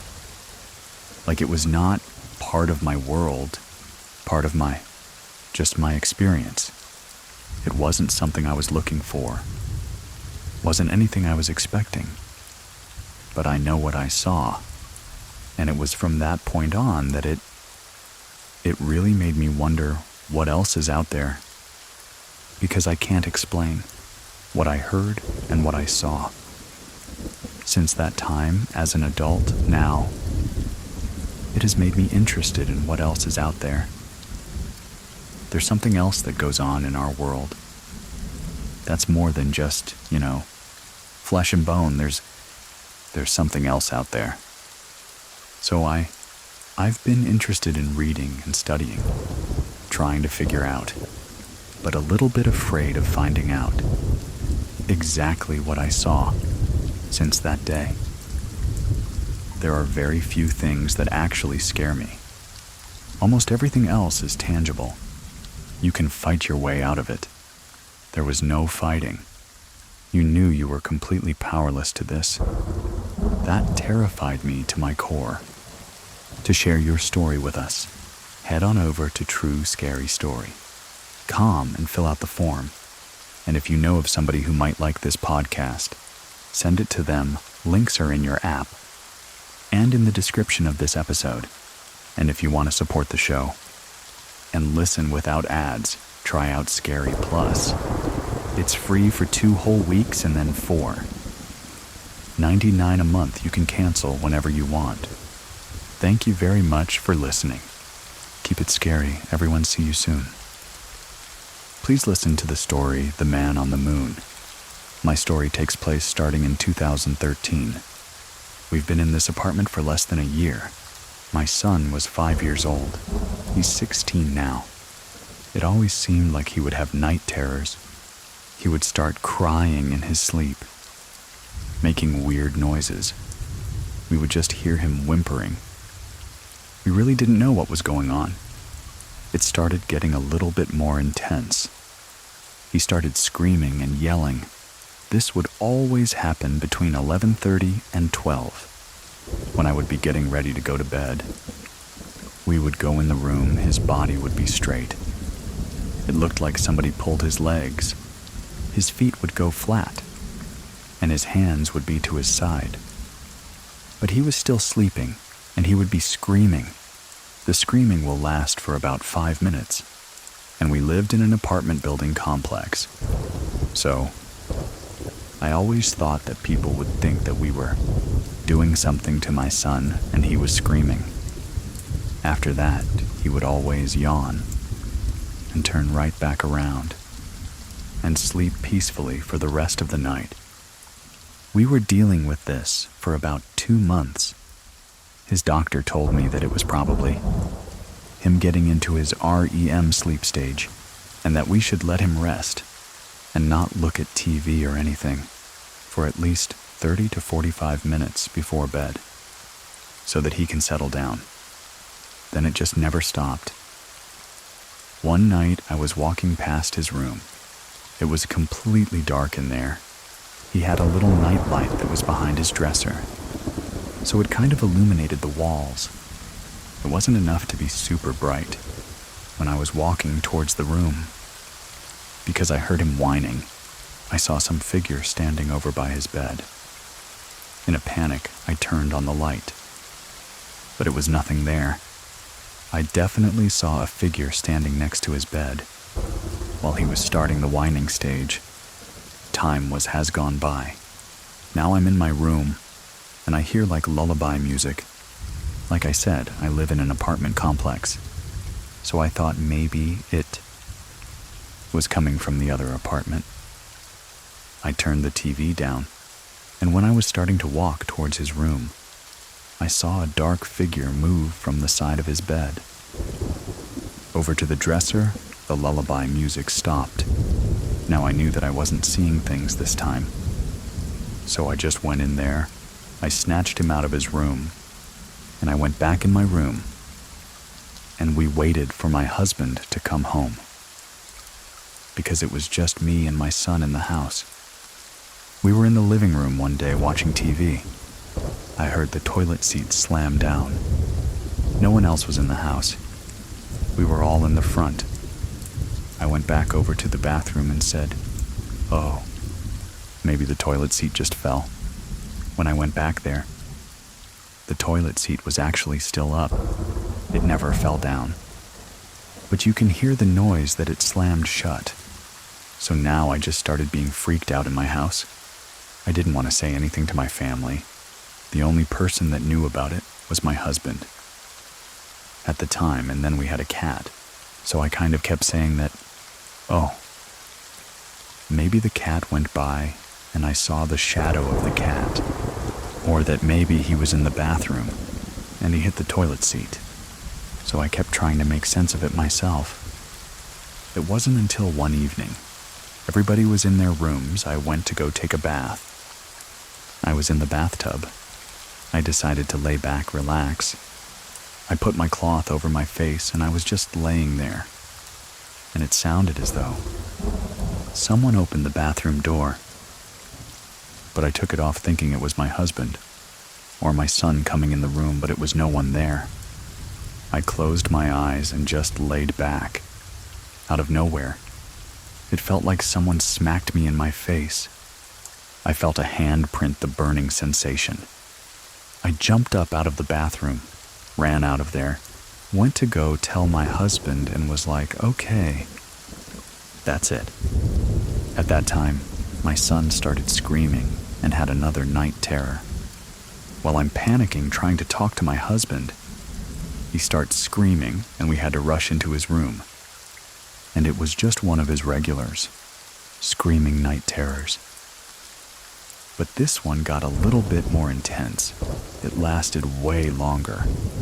And I thought he was actually going into a seizure, so we called 911 and have them come out. By the time they got there, of course, my son is fast asleep. And then they had to wake him up to make sure he was okay. He's just looking at us like, "Why are you waking me up? What's going on?" They left, they cleared him. Everything was fine. It was a few days later after that, I decided to ask my son, "Do you remember any of these dreams that you're having at night? Why you're screaming or anything?" And he said no. He doesn't remember any nightmares, or he wasn't scared when he went to sleep, or he didn't think of anything scary. I would never forget those words that came out of my 5-year-old's mouth. He just came out and said, "Oh, I talked to the man on the moon. I talk to him sometimes when I go to bed." I asked him who is the man on the moon, and he said he tells me to do bad things, but I don't want to, and I'm always yelling at him to leave me alone. Sometimes when he gets mad, he sets everything on fire, and he scratches me with a fork on my thumb. I asked him, "What does the man on the moon look like? What is he doing?" And he said, "Oh, he's very big, he's very red, he has a big fork," and he kept saying, "He scratches my thumb with it when I tell him no." I said, "Well, does he ever grab you or catch you or anything?" And he said no. If I say no, he just stabbed me with the fork. The next day, I told my mom. I started telling her everything that was going on. My mom always believed in the Bible, and she believes that there are spirits, and that there are angels and demons walking around. So, that's why I was happy that I was able to talk to her. We went to church that Sunday, and we talked to my priest, and I explained to him the night terrors. I told the doctor they kept saying that children's have active imaginations, but I just felt that there was something else going on because of all the other things that was happening around the priest. He said that my son had a bright aura around him, like he's very protected, and maybe that's why the dreams come, and is trying to break that aura, but it can't get through.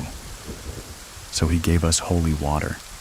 He gave us Bible verses that we should recite before he goes to bed when he's saying his prayers. He told us to leave the Bible open on a certain page so we can have that verse after we say it. I was supposed to cross him with holy water. And then we will put a rosary that he gave us under his pillow. Now my son is still 5, so he's really excited about putting the rosary under his pillow. He wants to go to bed and say prayers. The next day, I came into his room, and the pages were turned on the Bible. I asked my husband, "Did you touch the Bible? Did you change it?" He said no. Then, while I was making up his bed, I went to go look for his rosary. I couldn't find the rosary. I asked him, "Did he take the rosary out at night? What did he wake up? Was he scared or anything?" He said no. I was looking all the way, all over the floor. And then I found the rosary under his bed, behind the headboard. Not where he could push it, because he had a toddler bed. So there was no gaps where it would just fall through. Someone had to physically take that rosary and put it under the bed for it to be there. I started panicking about that. I told my mom what was going on again. She said, well, just continue to keep doing it. Every night we would read the Bible verse. We would do the holy water. A month after that, the night terrors completely stopped. I ended up having another baby. We decided it was time to move. I started freaking out. Because the place that we were moving to is kind of behind the cemetery, there's a house in between us and the cemetery. All of those memories started coming back. We ended up moving on December of 2015. My second son was born January 11th. We were in our new apartment. First, started having these strange noises in my house. One night I'm in my room, and I heard the same lullaby song that I heard those many years ago, and I turned on the TV and I thought, I must be losing my mind, I'm paranoid. I went towards the room again. I saw a black figure dart from his crib and the noise stopped.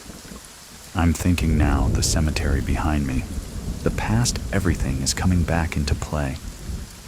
I start telling my husband, I need to go back to the priest. I need to tell him what's going on.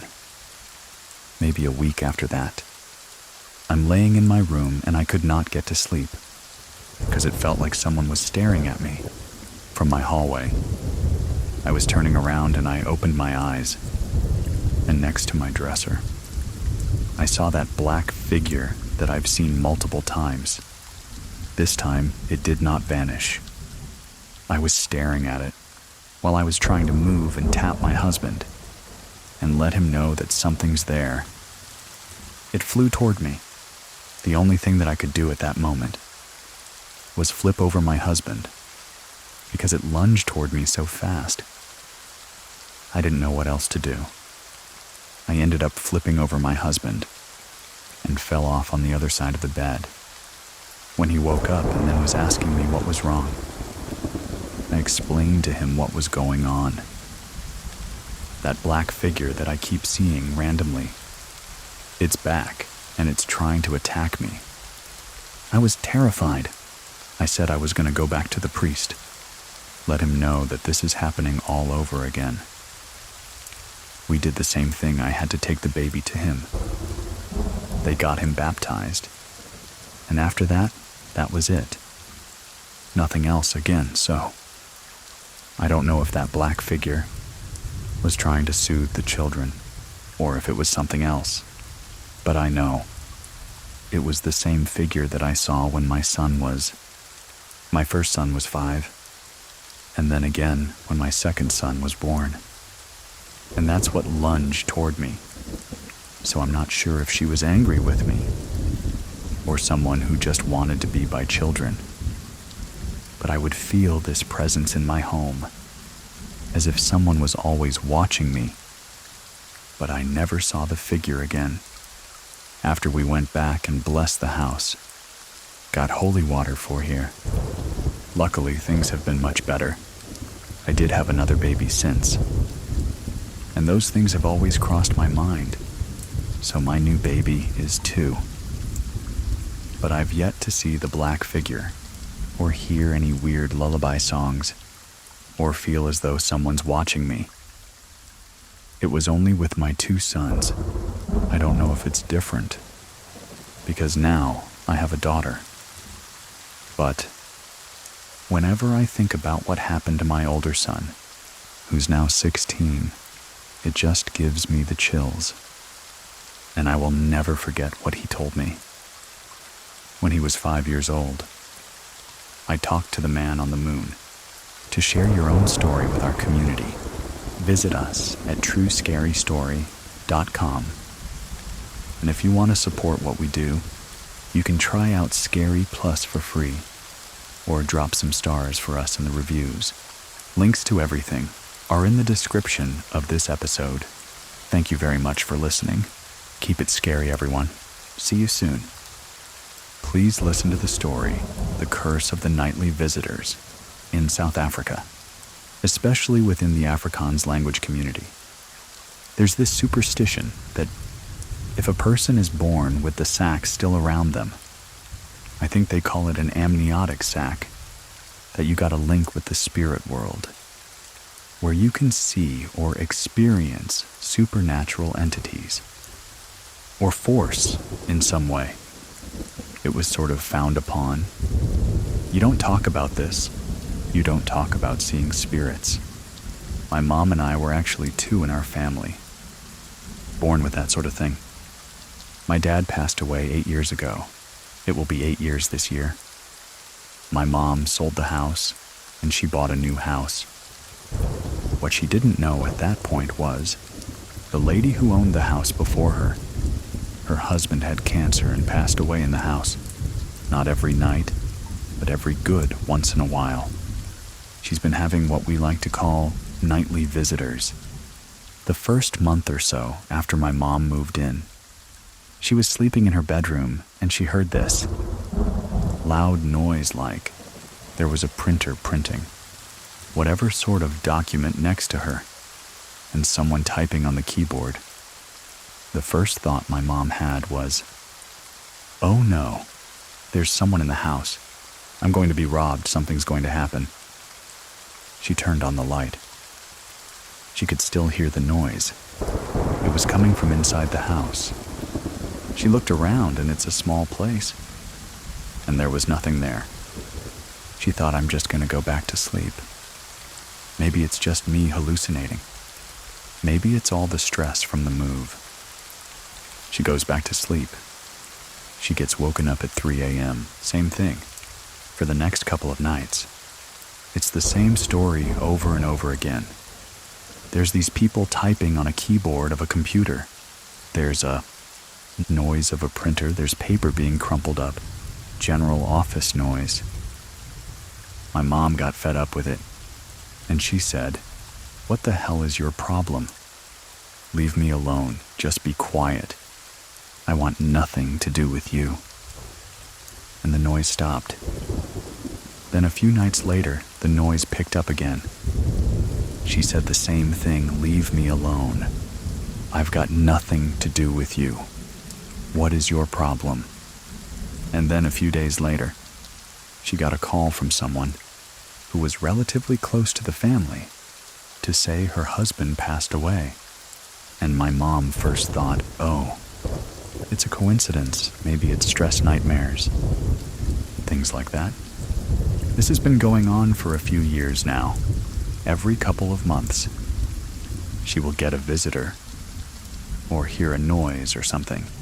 And the first thought is, someone is breaking in. Oh my goodness, what's going to happen? And then she turns on the light. She still hears the noise from inside the house. She even checked in that space between the roof. There was no one there. And then, a few days later, another family friend passed away. Someone she knows. This has been very upsetting to my mom. She was actually in tears because she can't sleep. She doesn't want to be bothered with this. While my dad was still alive, my dad was super strict. Something was either biblical or it wasn't worth it. And she didn't want to talk about it because my dad would basically emotionally break her down if she mentioned something weird like that, and they never had any real experiences. Up until my dad passed away. And it really heightened. When my mom moved into that house that she has now, he was very strict in his religious beliefs. I'm not knocking religion, even though I'm not religious myself. But it's one of those things that you don't touch. It's evil. It's of the devil. You stay away from it. After that, she actually saw a full body figure of my dad. He was standing there in the doorway to the bedroom.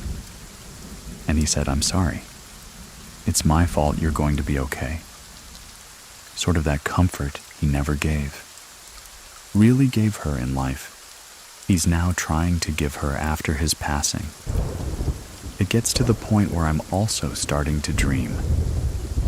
I've been having dreams about people who passed away, or going to pass away, but I don't know it at the time. And my mom was telling the story, and she said, "You know what? You were born with that thing around you. Maybe you can still see spirits." I dream it, she actually sees, hears and experience it physically. I see faces. I see people that I don't actually really know. I would go to my mom, and my mom said, "Oh, I had one of those noises again." People were coming into my house. They were making noise. I had to tell them to get lost. And I said, "No, I've been having a dream about this. And this person, I don't really know them." "Do you know them?" "I know it's this far-removed relative." And then a few minutes later, my mom gets a call. "Oh, this person passed away." Maybe. It's just stress for me that I'm actually seeing this, or dreaming this. I don't want anything to see something and see people. "Oh, you're gonna die." What happens if it's somebody I really care about? At night, I'm actually almost too scared to go to sleep, because I'm not worried about nightmares. I actually enjoy nightmares, strangely enough, because it gives me good short story ideas. But when I see faces of specific people, I'm just scared. I'm going to see someone I really care about, someone I love, my wife, my son, my mom, my brother or sister. Then that means, oh my goodness, something bad's going to happen to them. A week ago, my aunt passed away from a long health battle. The night before, it was the noisiest she's ever experienced. She actually got up, moved around the house, and she was cussing out whatever was there. She was telling him, "Get the hell out. I want nothing to do with you. Leave me alone. Stop it." Normally, whatever is there would quieten down, and almost sort of that feeling of, "I'm sorry about that, I apologize. I'll leave you alone now." It carried on and on and on, until my mom yelled, so much so that the neighbor actually contacted her and asked her, "Are you okay? What's going on? Is someone inside the house? This is number..." No, I'm fine. It's just, there's this noise and it's irritating me, and it's got me worried.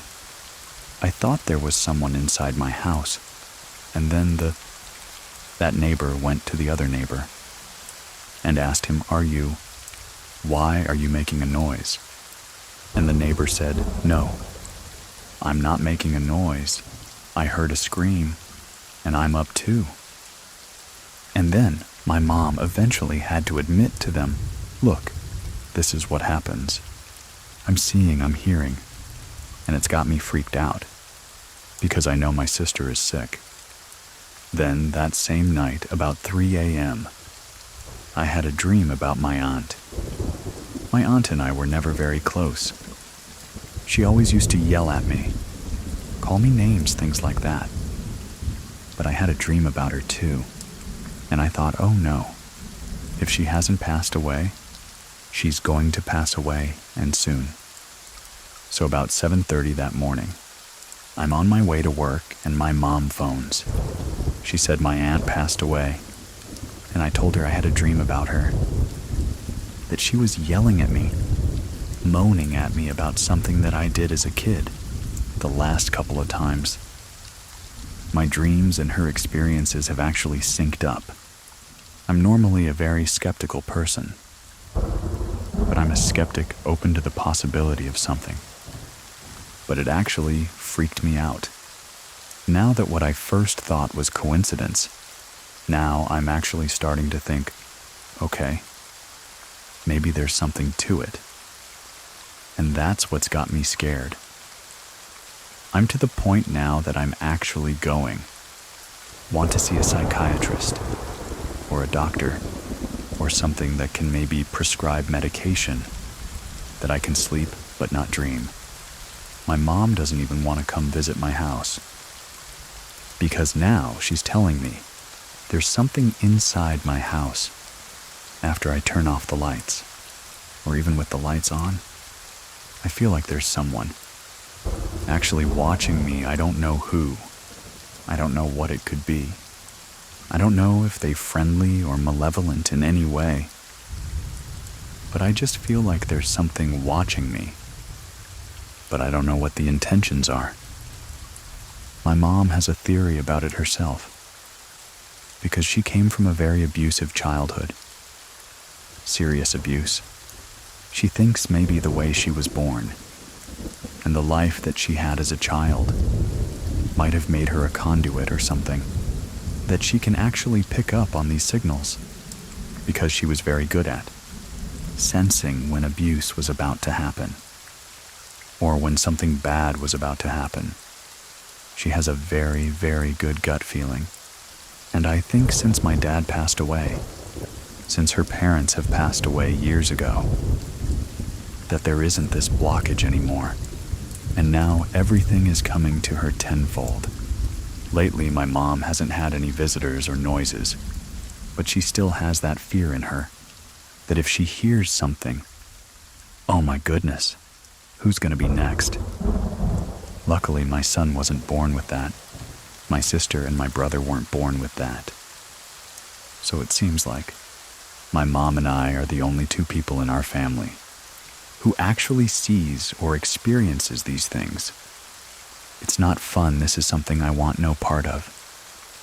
And if I see or dream about somebody that I really care about, I'm too scared about what's going to happen.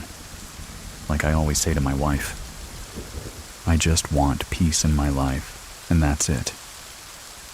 You can listen to these stories without ads and support our production free for 2 weeks and then $4.99 a month and cancel whenever. Just head on over to Scary Plus. Links are in the description of this episode. Up next, check out Horror Story, a podcast where I tell you about eerie, true events and mysteries. It's the one with the picture of a road and Horror Story in yellow letters. And if you have a story that you want to share with us, head on over to truescarystory.com. Thank you very much for listening. Keep it scary, everyone. See you soon.